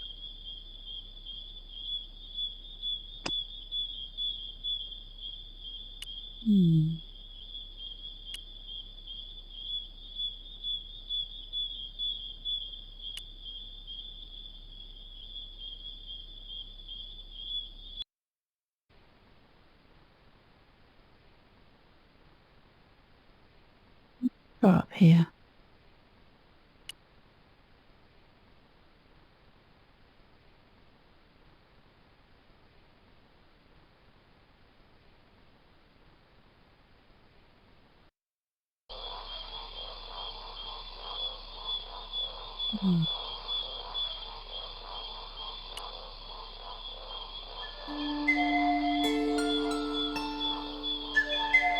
Look for blow dart.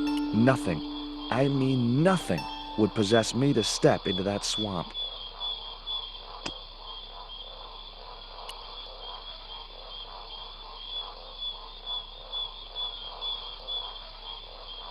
The end of the reed was too narrow for the dart to fit into. Okay.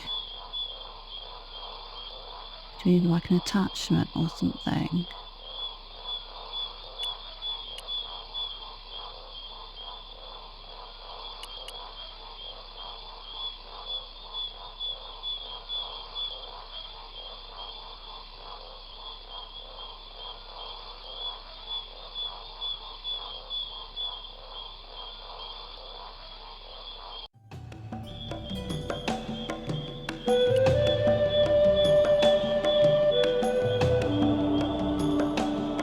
As soon as I stooped to investigate the hole, its inhabitant disappeared into the darkness.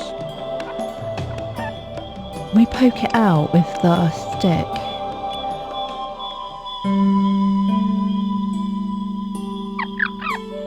The end of the reed had been neatly bitten off. Now I knew what was living in there. A long-toothed, snarling, furry wild thing.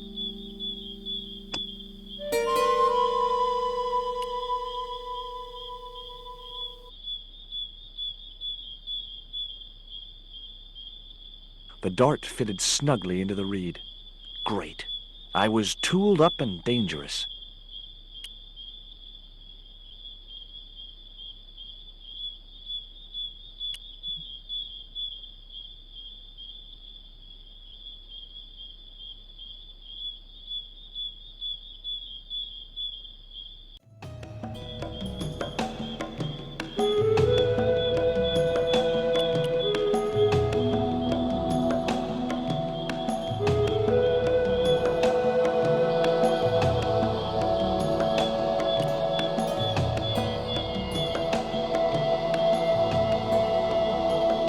What did you just do?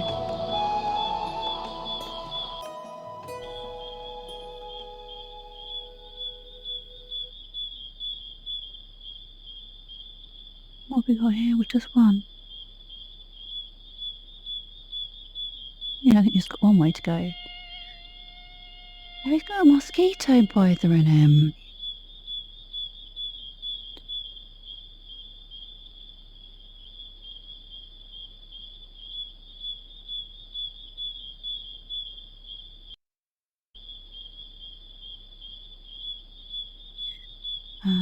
Just gonna go... No, just this way.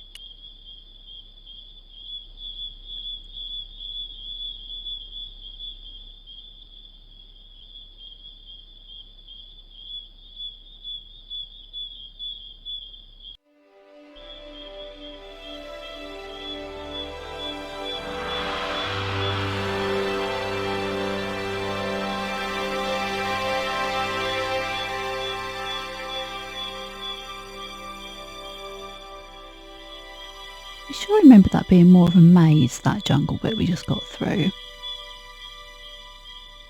Initials carved into the stone read F.K. Frederick Ketch had been here.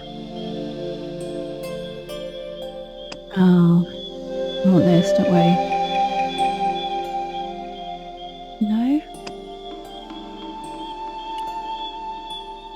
Yeah.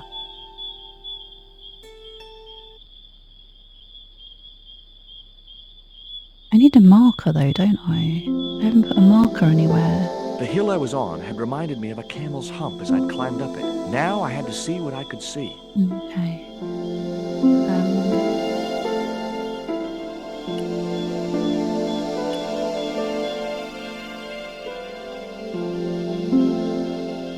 Oh, that could be a needle. And a hump. A It camel's was a hump. good cave for hiding treasure in. Shame about the flooding problem.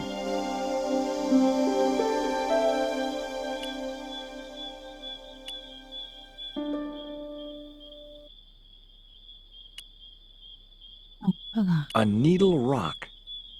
Eye of the needle?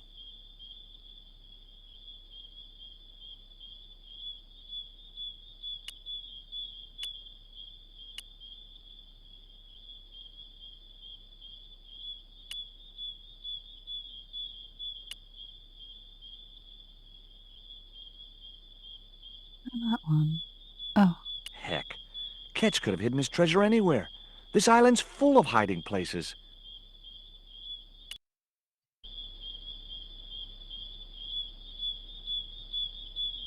Yeah, I don't know what I'm looking for there. Let's get back down. We've got the blow dart, haven't we? Let's go take out that boar.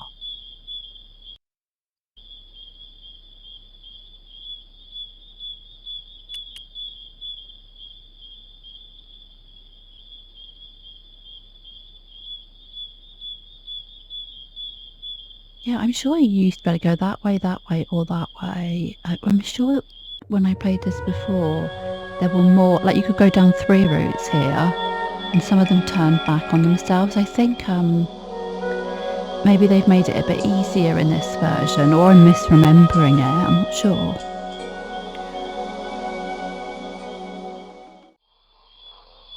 Sound like frogs, maybe. Right, let's go take out this boar.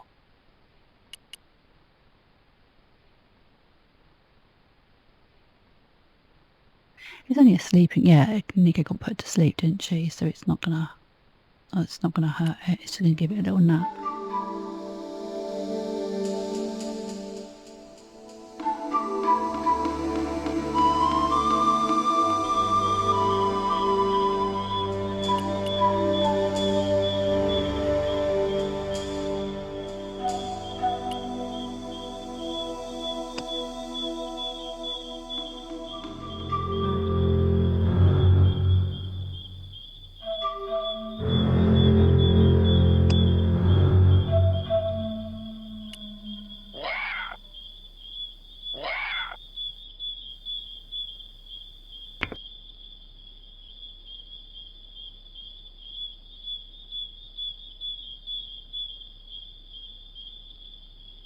Okay, he could have a little nap somewhere.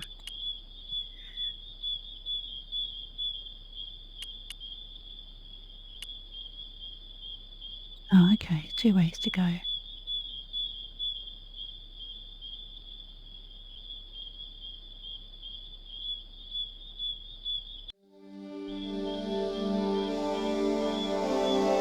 Oh.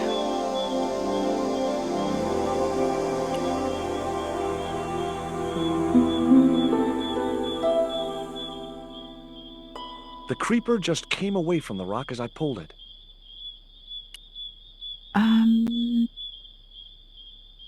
The creeper didn't look like it would hold my weight.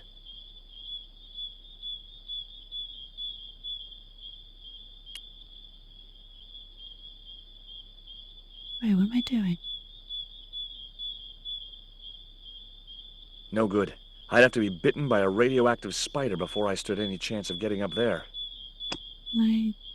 I don't know why I want I to could get see up no there, point in tying the net to the creepers on the rock.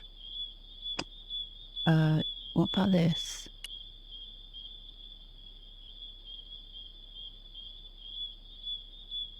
The net attached easily enough to the creeper and seemed secure.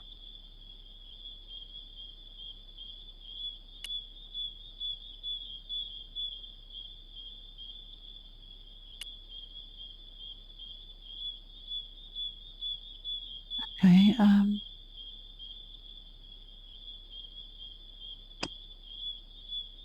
gonna put this on it.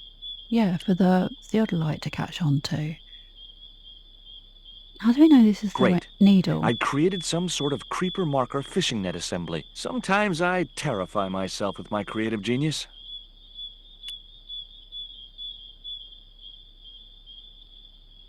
Can you throw that over? Yeah, okay. I'd successfully got the marker into a position near the top of the needle simply by using the kind of lateral thinking that can get you institutionalized. Right, what this way?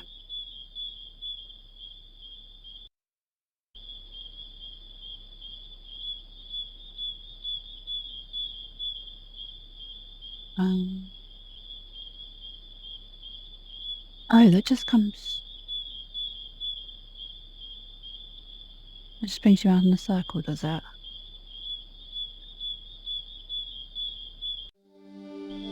Oh, what's up here?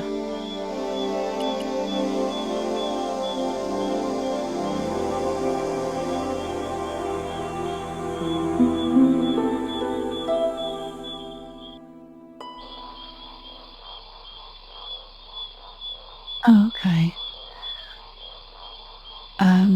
We're looking for the marker now, aren't we?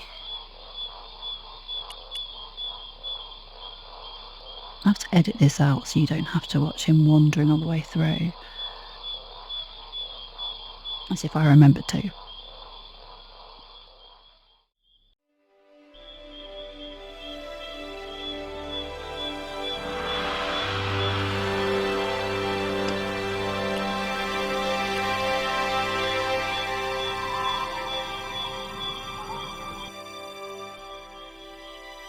Right, let's find this marker.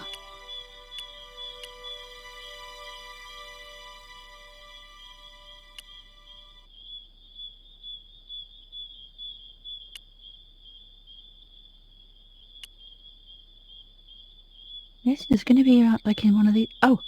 No, that's to go back. Is it going to be one of these bits? Because it can't be over there, because that's... I didn't get over there.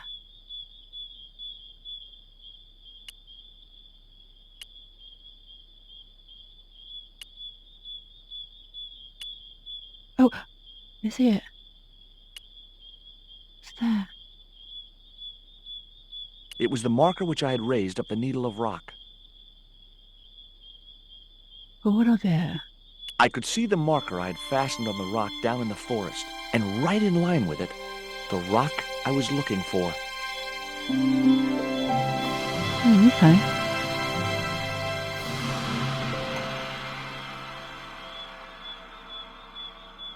So... How do I...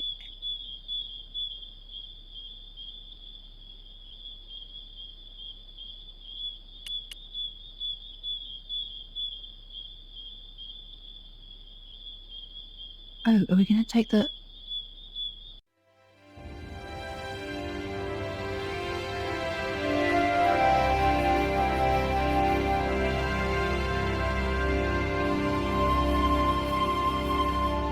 I remember dying here so many times.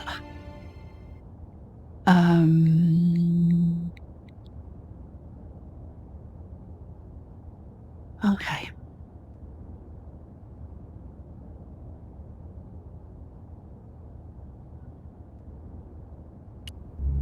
Oh shit. Oh.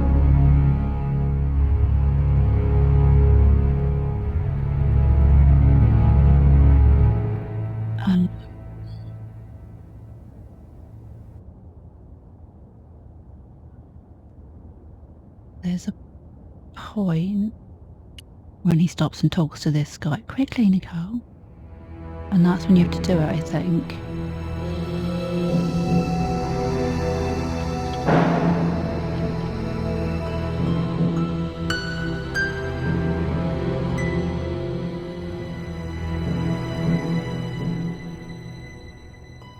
Yeah, okay.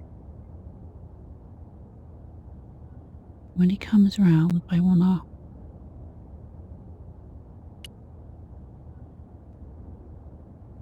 No, oh god. Quickly, open it. Quickly, quickly. Quickly. Quickly! Why is she so fucking slow?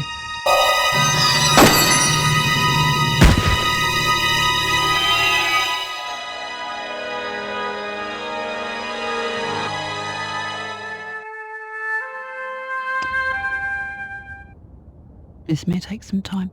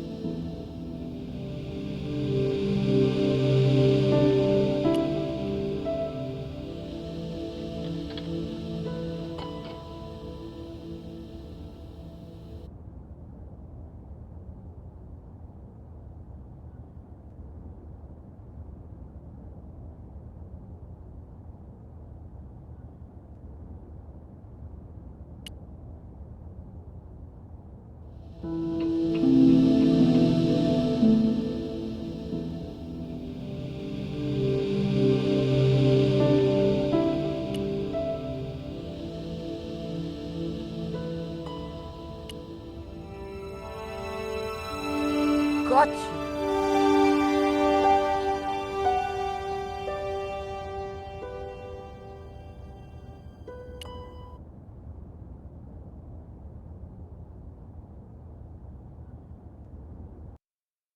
But the Collard woman was there. They'll know it was me. But you have the stone. The right stone, you're sure? Yes, of course, it's the Jaguar stone. No possible mistake. Here it is. Garzak, please. The police will be looking for me soon. You're going to get me out of the country, aren't you? Stop your whining, Oublier. Do you have any idea what this stone symbolizes?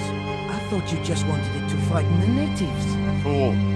I intend to cast this stone into the sea. But why? It's unique. Exactly.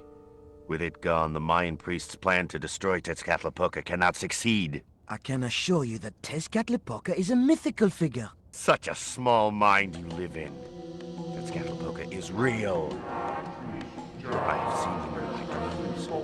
We've spoken of his plans for this world. We have spoken of your part in these plans. My part? He told me you would be useful. He told me how to crush your spirit by turning you to drugs. My wife died. You know that full well. She was my world, my everything. And now, you are no longer useful. She called out your name as she died, you know. What? What are you saying? And then they thought you'd done it. It all worked perfectly. You?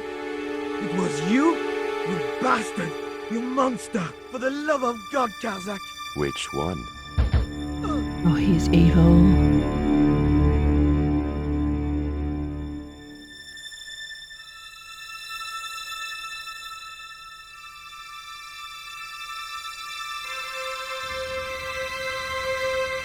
I couldn't just rifle his body without making sure he was really dead. Yeah, good point. There were no signs of life, but I checked that Oublier really was beyond help. Right, now can we take the stone? We were going to need the stone to thwart Garzak. I knew Oublier would have approved. It was the Jaguar stone, all right. Oh.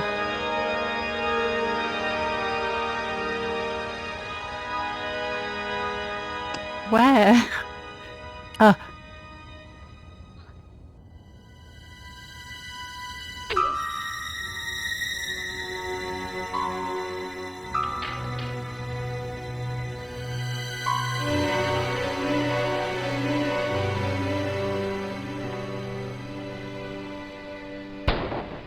Pirates? I was about to make good my escape when... Cut! Who the hell are you? I can explain everything. Don't bother.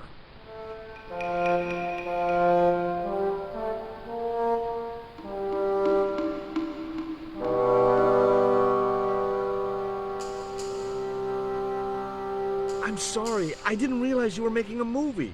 So who are you? Stobbart. George Stobbart. 2 B's and 2 T's. It's okay, Mr. Hawks. He wasn't in the shot. Hawks? This had to be Carlton Hawks, the newest enfant terrible of Tinseltown. I'd read about him.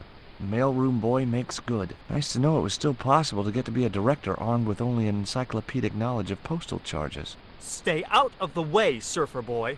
I'll deal with you later. Surfer boy?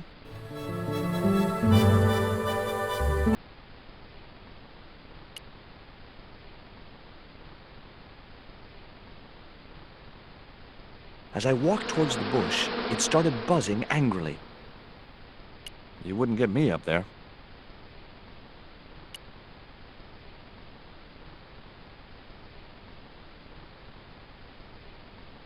Hi, I'm George Stobbart. My name's Harris. Most people call me Flash. You're the cameraman, right? That's right. Why'd they call you Flash? You used to be a stills photographer? Nope. I decided not to pursue the subject. There was nothing else I wanted to ask the cameraman.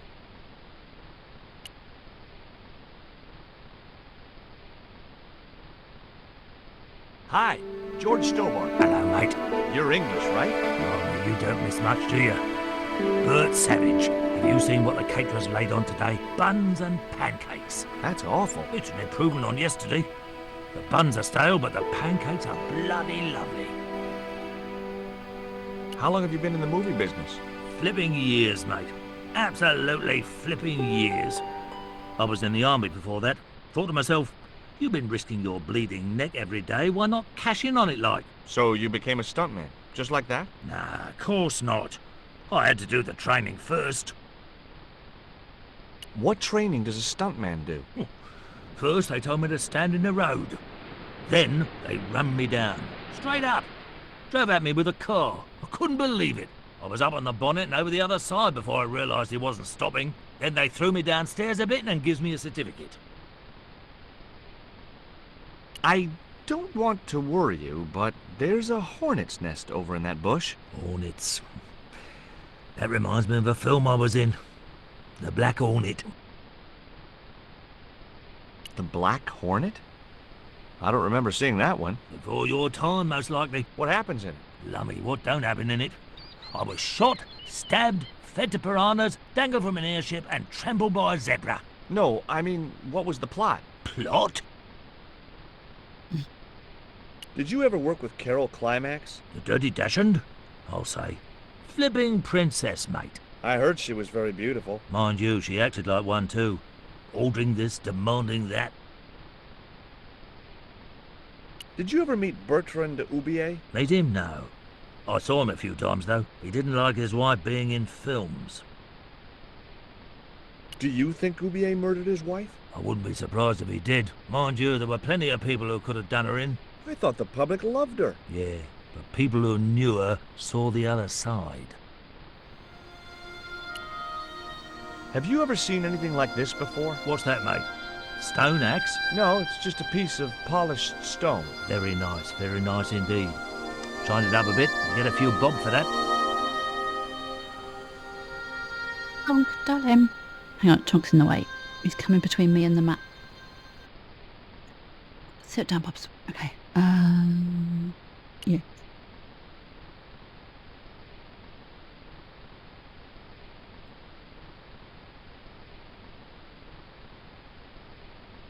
I was talking to Mr. Savage, the stuntman. Is he all right? What makes you say that? He's not making any sense. The guy's English. What's the name of the movie? Are you trying to be funny? No. It's Treasure Island, the only book I ever read twice.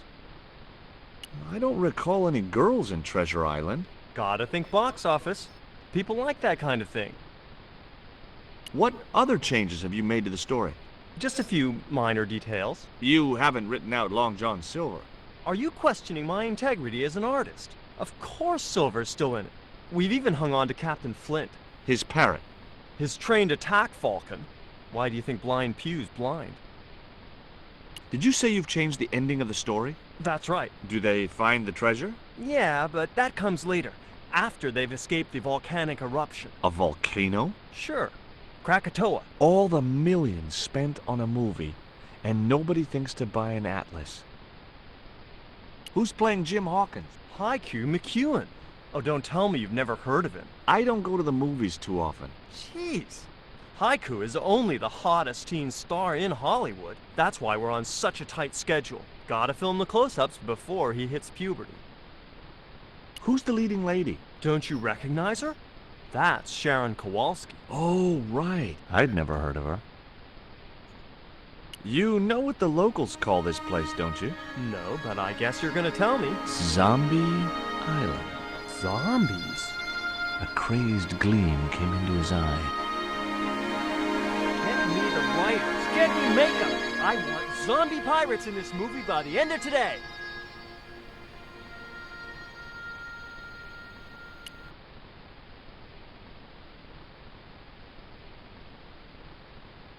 Hey there.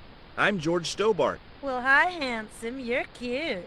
I wish it was you playing the lead male instead of that kid. I can't act, ma'am. So what? I bet you can kiss. I couldn't believe I was having this conversation with a real movie star. What's it like sharing the spotlight with an actor who's young enough to be your son? What do you mean? What do you think of Hawk's treatment of Treasure Island? It's okay, I guess. I never saw the original. It's a book. One of my favorites. Really? The novelization's out already? What part are you playing? Pirate Babs, the ruthless and passionate lady buccaneer. It's a great part. I get to kiss a lot, and I kick ass. Like the boots? Take a look at this ancient Mayan artifact. That's just a hunk of stone with a picture scratched on it. In a way. No. Sorry, I accidentally clicked her up. Chunk, why is it wet where you were sitting? Have you had a little puddle? Oh, he has been out exploring. He's probably been sat in a puddle. It's a bit wet out there. I'm done with you. Let's talk to Haiku. Hi there, George Stobbart. Uh-huh. Yeah. Haiku McEwen. You're playing Jim Hawkins, right? Jimbo. I had Mr. Hawks change his name. Jimbo Hawkins, right. Is your name really Haiku? Yeah. It was my mom's idea, okay? When I was born, I was so small and perfectly formed I reminded her of a Japanese poem. Well, I guess it could have been worse. She could have called you Limerick. That's my middle name. Haiku Limerick McEwen. Did you always want to be an actor? I don't think of what I do as acting, man. You're not alone. It's more like I'm the voice of my generation. What I'm saying for the kids on the street. Which is what? I'm crap, I'm going nowhere? Huh? What are you saying, man? Stobbart, get out of shot. Positions, everybody. I'll get a flip chart and explain it to you later, Haiku. Haiku, baby, are you ready? Okay, man. Which scene is this? You've been captured by Silver's accomplice, Pirate Babs, who's fallen in love with you. That whirring sound you can hear? It's Robert Louis Stevenson spinning in his grave. Okay, people. Top of page 76, Sharon. What about my big speech? It's been cut. Everybody ready? Up to speed. Quiet on the set. Okay, let's make magic. Oh, please. And action! Why don't you forget that dumb old squire and his bunch of merry men? Can't you see we were made for each other? I know, but But Squire Trelawney saved my life, Captain Babs. Why, if it hadn't have been for him, that giant octopus would have made mincemeat out of me. But Maybe right sounds now, he thinks awesome. you're a traitor. He's locked you out of the stockade, Jimbo. That 20-foot high wall with spikes might have kept out Silver's men, but it ain't gonna stop me. Oh, Jimbo. And cut! Good heavy breathing, Sharon. Natch, I'm a pro. Did you get the heavy breathing, Flash? Did I ever, boss? We should have made this movie in 3D. Haiku, you were great. We're setting up for the stunt now, so get a bite to eat.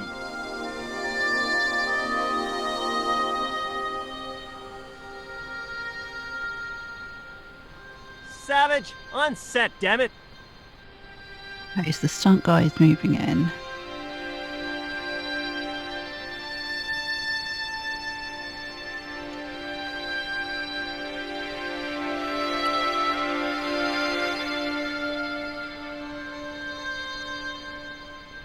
The bun was so stale it felt like a small rock.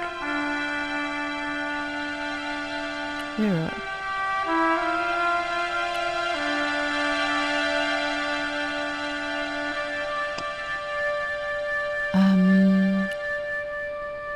I've got a syrupy pancake.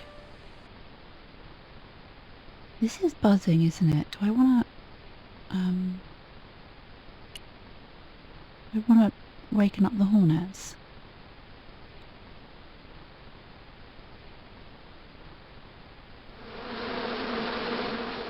Those hornets were not pleased.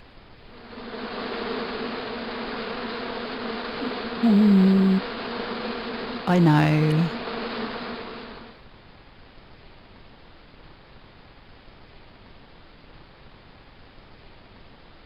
I spent a long time stuck on this game, so I kind of remember quite a bit of it. What have you got there? Would you like a pancake, Bert? Don't mind if I do. I need to take him out of the... The pancake oozed maple syrup all over Bert's chins. Yeah, you put bloody syrup on that pancake. One Now it chin. messed me all up.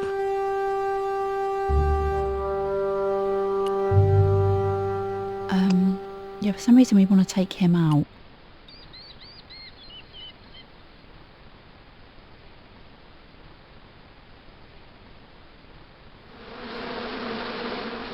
Those hornets were not pleased.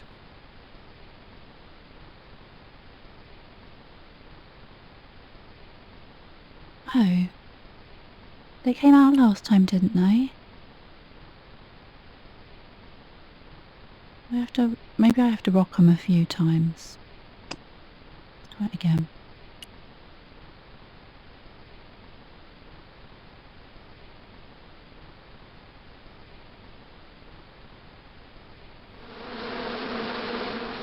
Those hornets were not pleased. Get that camera rolling. This could be good.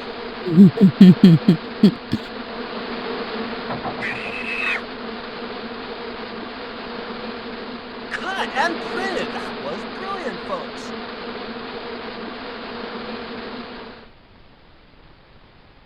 Okay, the next scene is down on the beach. This is where Hawkins finds the treasure in the Cave of the Crabs. Would those be giant killer crabs by any chance? Giant mutant killer crabs with attitude. Awesome. There it was, the rock I'd seen from the camel's hump. Now that I was close up, I could make out a small cave near the top of the pillar.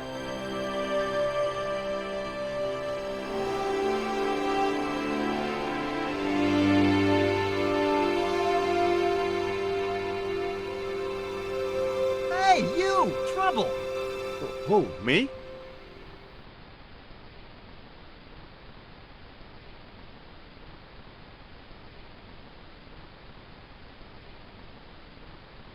I want you to stay right where I can keep an eye on you. I'm not one of your lackeys, Hawks. I go where I like. Not here, you don't. The movie company has rented this island for the duration. You're trespassing. Do as you're told or you're gone.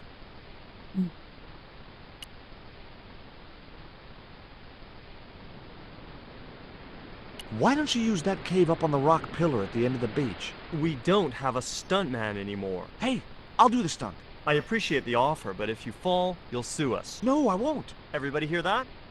I heard it. Good enough, we're covered. Got any experience? Death-defying leaps, desperate fistfights, getting caught in explosions, you name it. Okay, people, move out. We're shooting the scene at the end of the beach. No, we're not. The camera's still bogged down. Shoot, I forgot about that. No go, Stobbart. We'll have to use this cave after all. Or the cameraman's accent. You don't look happy. Why should I be happy? Look at that cave. It's supposed to be where the treasure is. So? Look at it! It's crap! Does that look like the sort of place anybody would hide treasure? I should have had props build me a proper damn cave. A cinematic cave. What do you mean, a cinematic cave? One with drama. Danger. One that looks like the mouth of a big stone skull would be cool, but I'd settle for drama and danger.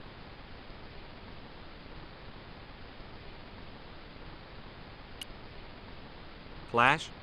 Yep. We can't film at the Needle Rock because the camera's bogged down, right? You got it, champ. So why can't we use the portable camera instead? You know, that's a pretty smart idea.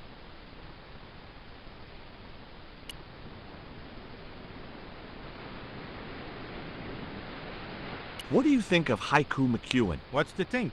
The kid will have earned more by the time his balls drop than I'll earn in a lifetime. Good luck to him. Mr. Hawks doesn't like that cave. He says it isn't cinematic enough. Well, that's just too tough. The camera's bogged down in the sand. If he wants the shot done today, it'll have to be that cave. There's a pretty good cave over on the other side of the bay. The one up in that finger of rock? We'd need a stuntman. You got a stuntman. We ain't got no stuntman. Bird injured his back doing that dumb wall jump.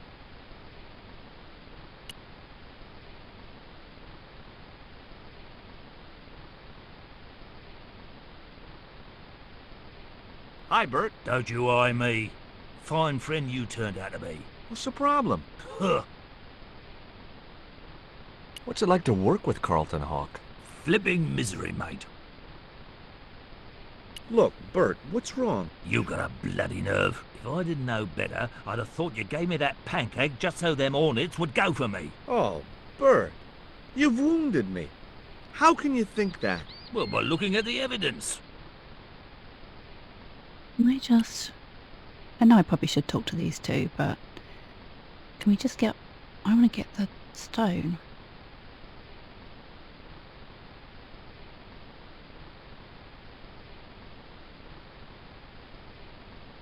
I've been talking to the cameraman. He's got a portable camera. So? So you can use the cave in that rock pillar at the end of the beach. That's a dramatic cave if ever I saw one. We ain't got a stabilized harness for it. The camera will wobble. Did D.W. Griffiths have a stabilized harness when he made Birth of a Nation? You're right, damn it. Hitchcock, Wells, none of them needed one. For crying out loud, Sam Raimi stabilized his camera on a plank. Props, get me a plank. We're gonna wing it. Hot dog.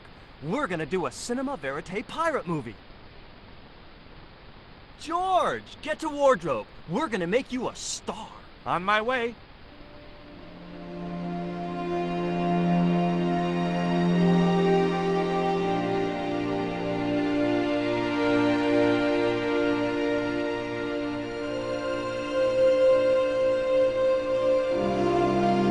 Ready when you are, Mr. Hawks.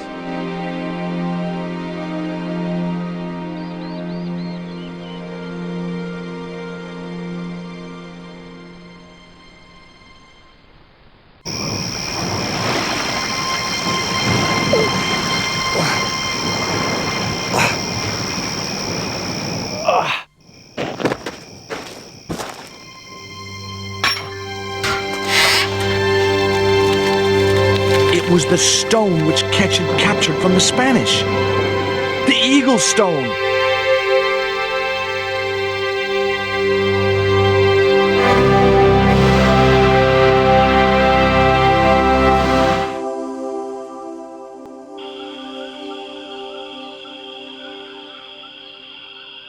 I returned to Quaramonte and found that Georges had left a message with Conchita. He'd already left for the Indian village, so I hurried to catch up with him. When I arrived, I found a scene of desolation.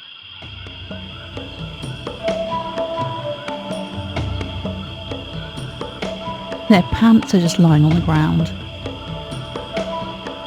Oh.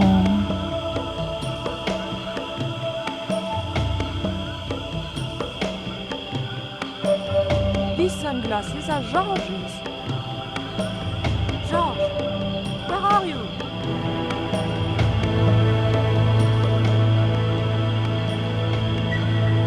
Titi Boko, I'm almost glad to see you.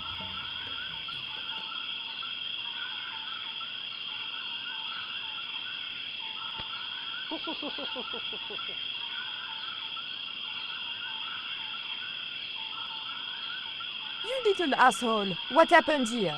Are you responsible for this? And where's George? Have you seen him? He was pointing to the remains of a burned-out hut. There was nothing in the barrel. That cup was no use to me. It had a hole in it.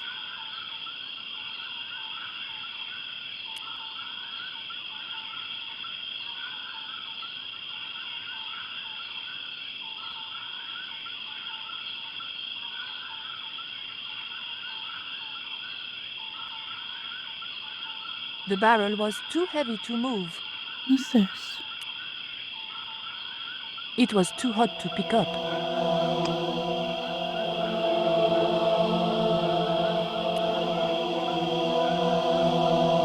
I didn't need the lantern since it was still daylight. Besides, it was broken.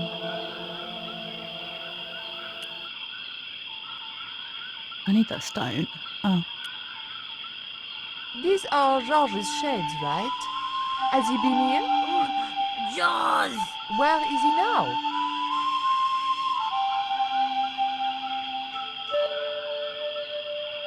What's that?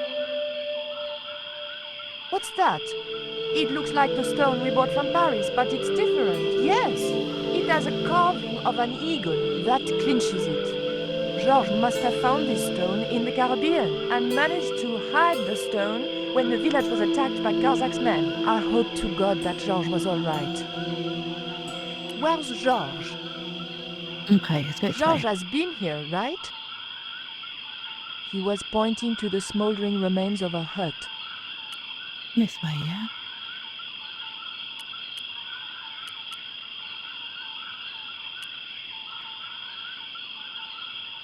No, is it this then? So how am I...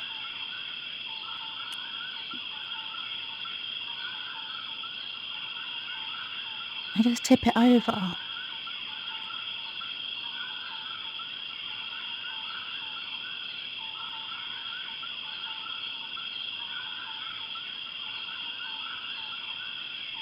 I just didn't have the strength to tip that barrel. Why can't we get Titi Poco to do it? Yeah. Hey, Shorty, make yourself useful and help me with this barrel.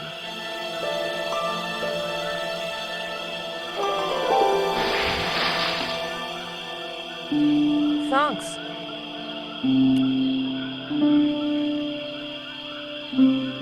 I recognize that. It's the coyote stone.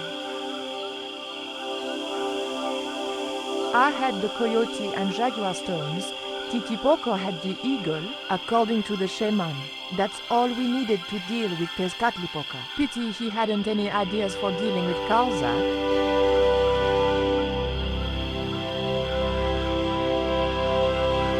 What is it? Where are you pointing? Ashes. The thought that they might be human chilled me to the bone. Oops. Oh, I can go this way now.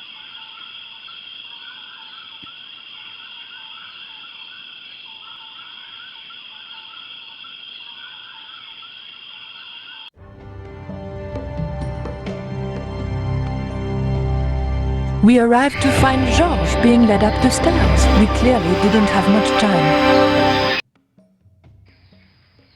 Sorry if you can hear rustling, I've got a bar of chocolate. It's very nice.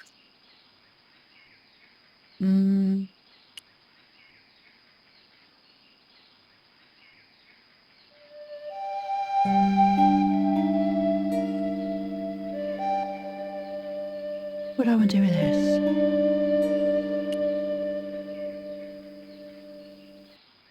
The scaffold gantry went all the way up the pyramid.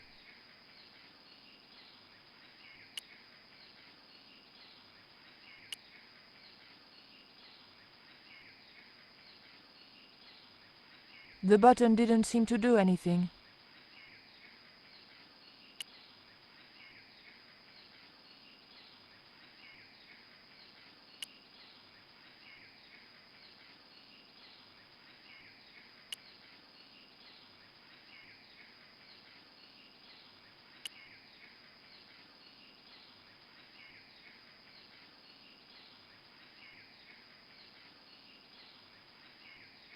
Mm.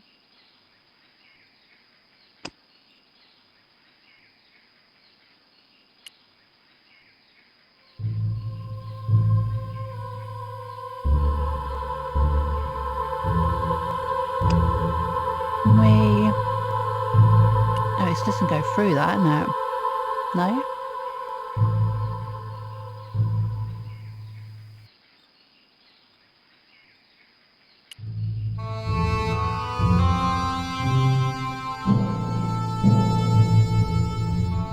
I thought that was like a tube.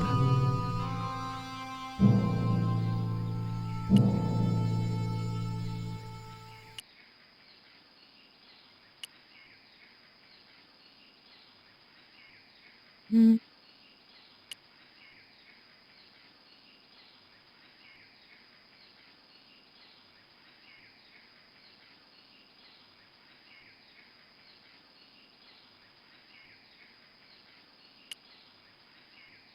By pressing the button.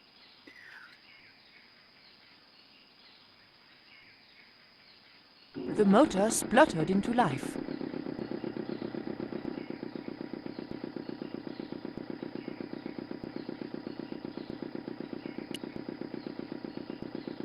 The engine was working okay, but it wasn't connected to the equipment lift. Okay, so that's what you want the rope for. Me. What do I attach it to? Okay, not that.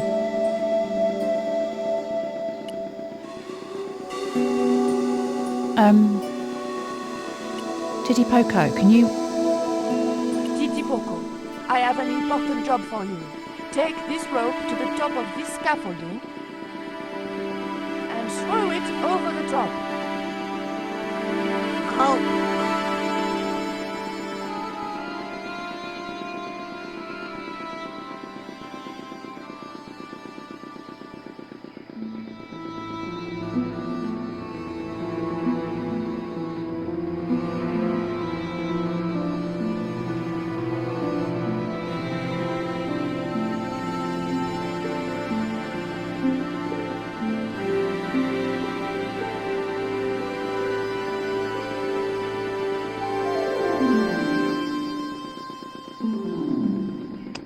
He wants some chocolate.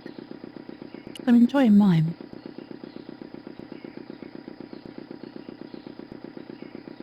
Would you like some chocolate, Titi Poco?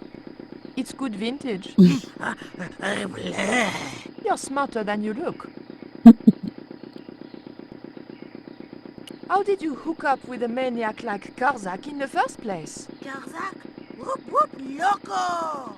Yes, he scares me too.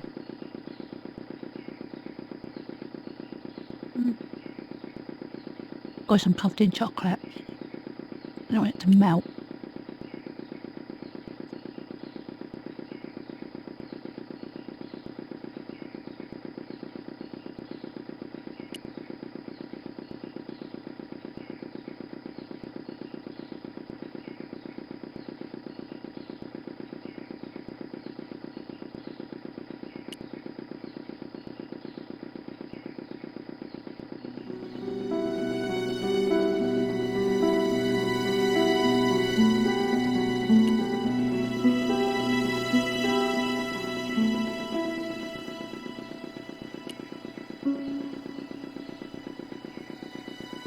pull the handle through there?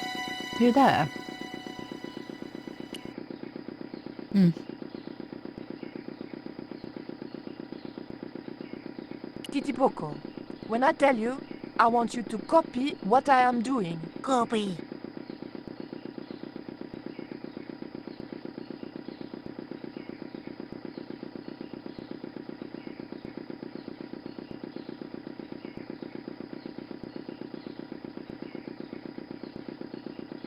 Right.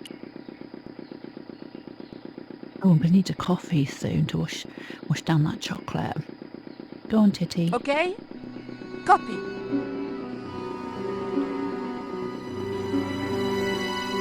Georges! I realized those bastards were going to sacrifice Georges to Tezcatlipoca over my dead body. Thankfully, Georges was the only one to notice me. Where are they? The eclipse is about to happen. Patience. Your mother will be here soon and Karzak will be close behind. Just keep the Yankee covered and leave the worrying to others. Yeah, Raoul. The maniacs were going to sacrifice Georges. Shut up, Stobbart. Just shut up. Calm down. He's no threat. Hey, Raoul, why don't you do us both a favor and shoot Pablo? You're very funny, Stobbart.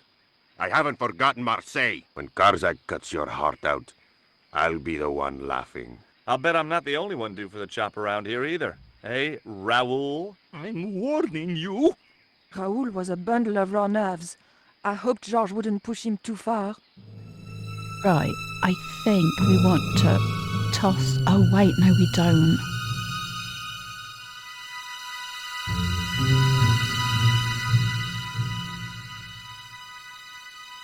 I need to...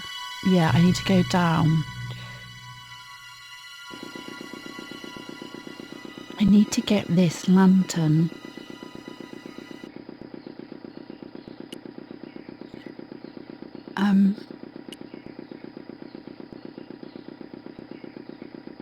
I think that guy's gonna see me, but... No, I didn't even know he was there. Hey, señorita! Too late. I had been seen.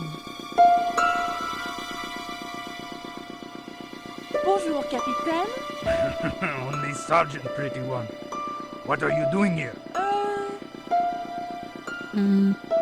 Snuggles said I could come here with him. Snuggles? Oh, I mean the General. We're, friends. May I go up the pyramid? We have strict instructions not to let anybody pass. Oh, but I've told you who I am. Surely nobody would mind. Well... Oh, please. I'd be ever so grateful. I tell you what. I'll ask Pablo if it's okay for you to go up. If Pablo saw me, I'd be dead. No. It's not worth the bother. I'm not really that interested in their stupid pyramid anyway. Well, okay. It's men's work up there anyway. I'll just run along and play around here, okay? Okay, you do that. Hey, can I have this?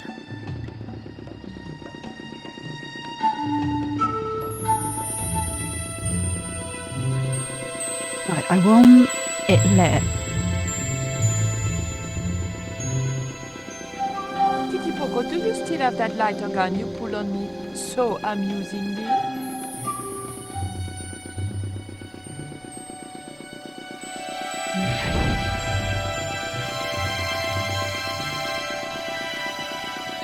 What's going on over there?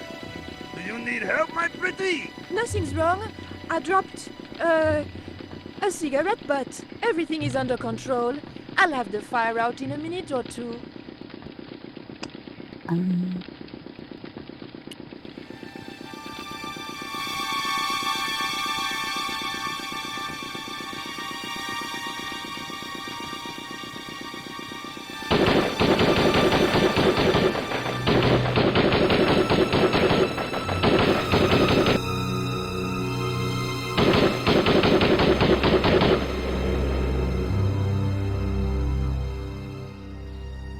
What's that? What's happening? Trouble. Keep it up. The pyramid's surrounded. I'll find out what the trouble is. Watch Stobbart doesn't pull any tricks. If he does, shoot him in the head, not through the heart. Why does it matter? He'll be dead either way. His heart belongs to Tezcatlipoca. That's not true. We just had dinner a couple of times.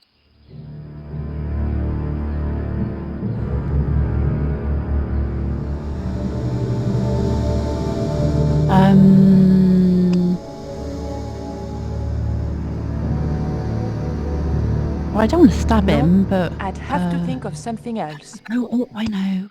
Is that will feel like a gun barrel? No. No? Okay, so let's talk to him.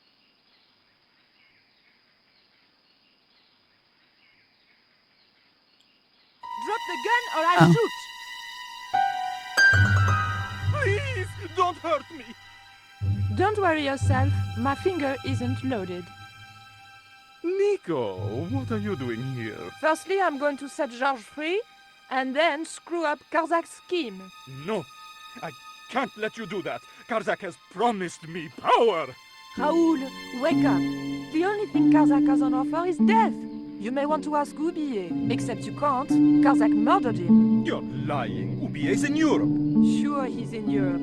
In London, on a mortuary slab with 2 bullet holes in him. But Karzak promised. When he frees Tezcatlipoca, we'll all be granted great power. Listen to her, Raoul. Karzak's insane. I don't know. I need to think. You've let your mother do your thinking for you up to now. You need to think for yourself. Your mother and Karzak think alike. There's only one expendable member of the plan left, and that's you. Mother would never betray me. Oh, I'm tired of trying to reason with you, Raoul. Titipoco. Watch this man, and if he makes a move, shoot him with your gun.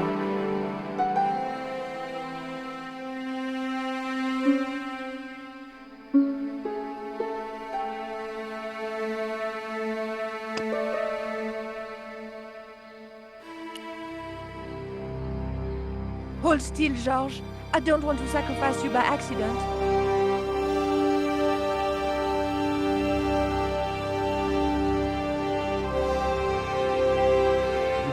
Idea how glad I am to see you. They were going to cut your heart out. I think I can guess. We can save the happy reunions for later. We've got to move. Come on!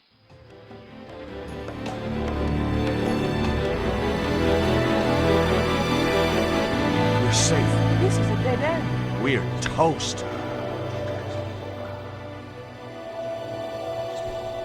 I know, Titipoco.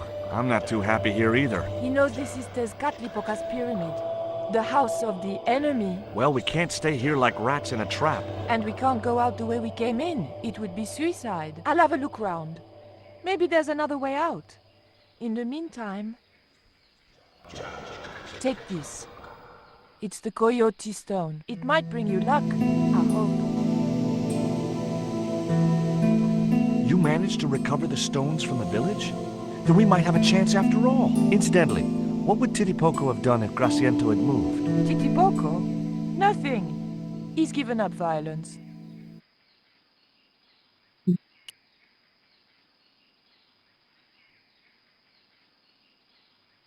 Oof. The lever was very difficult to move and appeared to do nothing anyway.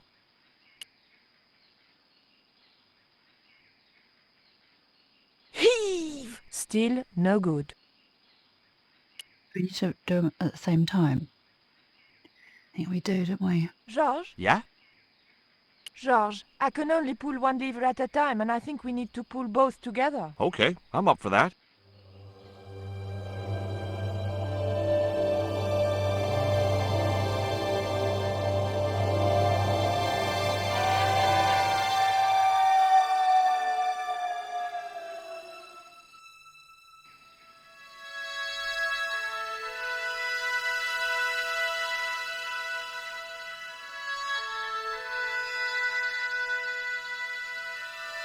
Raoul, there's something suspicious. This sacrifice! Where is it? Nico was here with Titipoco. They set him free. I couldn't stop them. You idiot! I should have strangled you at birth. Titipoco's gone soft. He wouldn't have hurt you. I know that. The darkness of the sun is almost upon us, and we have no sacrifice to appease Tezcatlipoca. Have you any idea what your incompetence will cost us? I think so. And I'm glad. What? The Mayans weren't fools. Tezcatlipoca should stay exactly where they put him. Finally got some backbone from somewhere, huh? Shame it's so late in the day. I'd rather die than see you and Karzak with the devil's power. Fine, we're still a sacrifice show. See, the eclipse begins. Pablo, kill him! This Pt.3 can feed upon his yellow heart. Nico was right all along, but it's still not too late. Come on then, Pablo. Let's see who sacrifices who.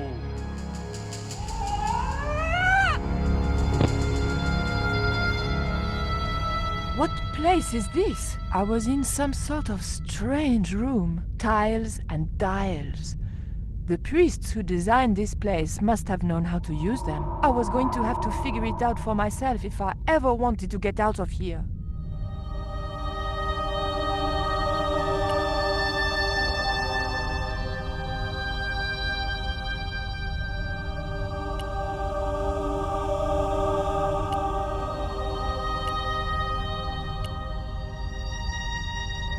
Have to make these, from that.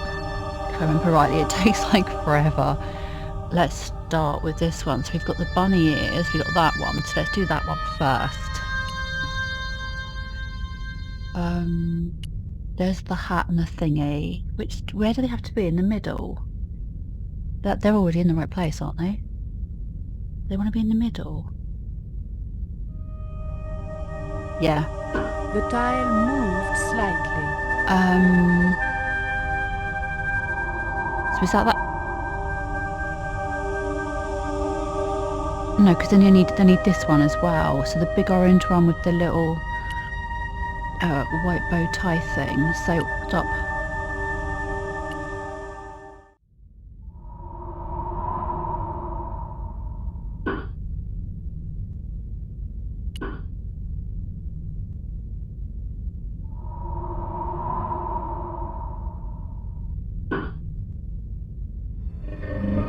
Finally.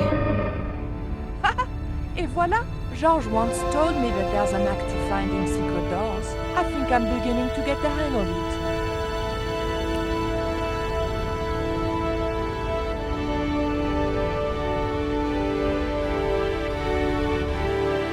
So I thought, this is it, you know? This is true love. Anyway, I have to leave for a few weeks, and when I come back, what do I find? Damn right. And with who? Labano, that creep. Huh? Yeah, that's exactly what I thought.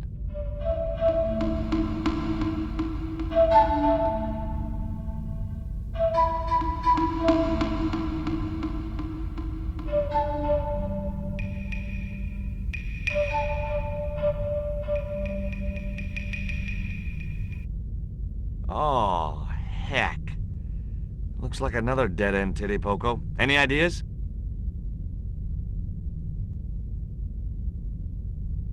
I was hoping for something a little more constructive. Never mind, I'll have a look around.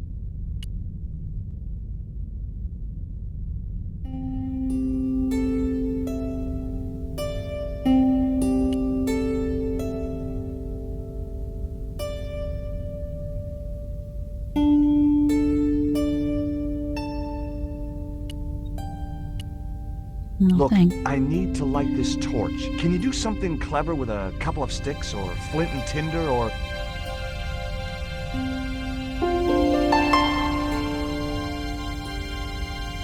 or a cheesy novelty cigarette lighter, as it turned out?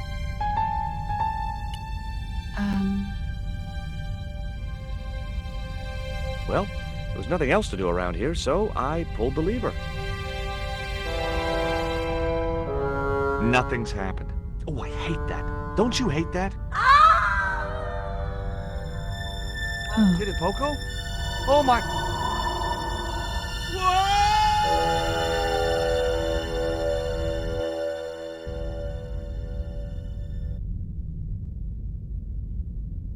There's some little glitches in this of characters like appearing and disappearing. I had no idea where I was, no idea where the others had got to, and time was running out to stop Karzak. Still, I wasn't dead yet, so it wasn't all bad news.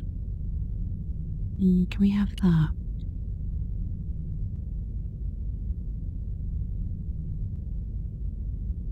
All that. Oh, no, I want to light the...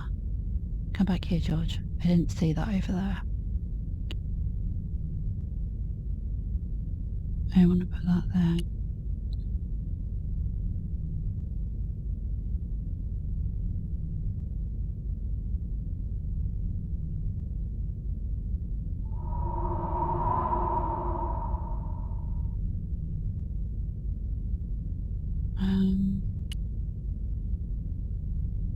Yeah, it's a door there. A stone slab that must have weighed tons sealed the door.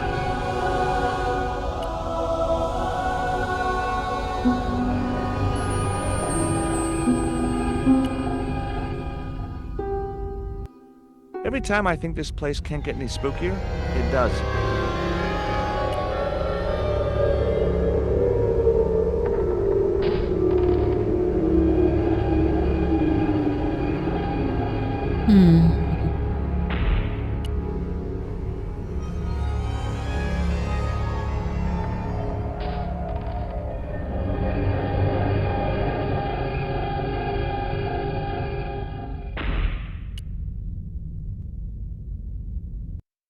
Charming.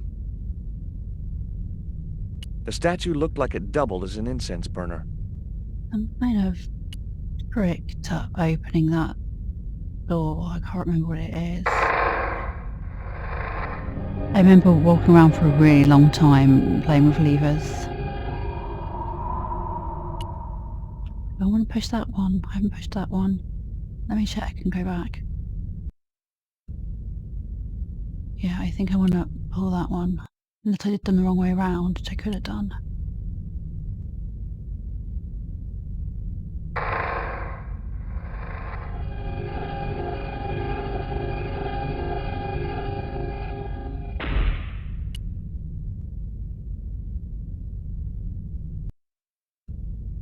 No.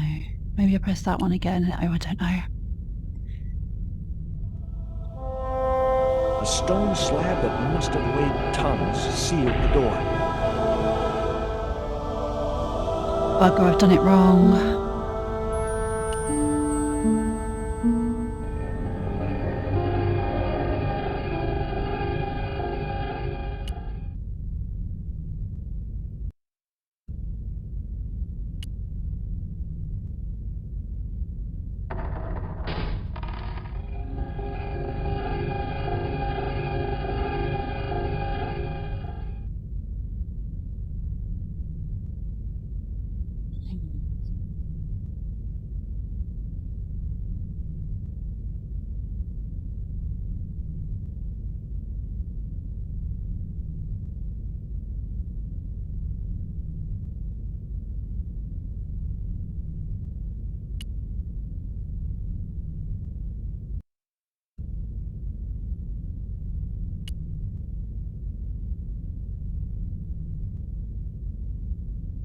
A stone slab that must have weighed tons sealed the door.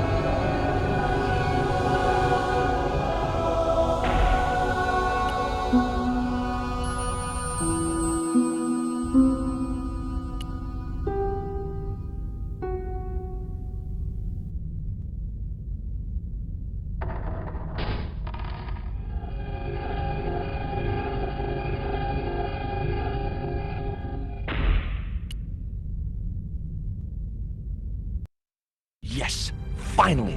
Oh, there you go. I'm out of here. Can I take that? Once more into the unknown.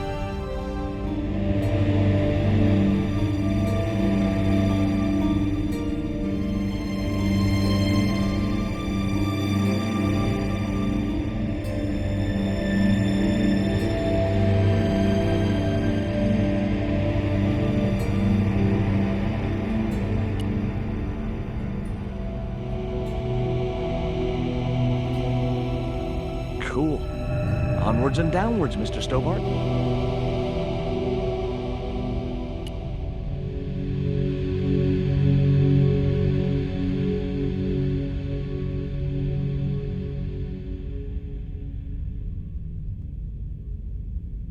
This was it. The pyramid's central chamber.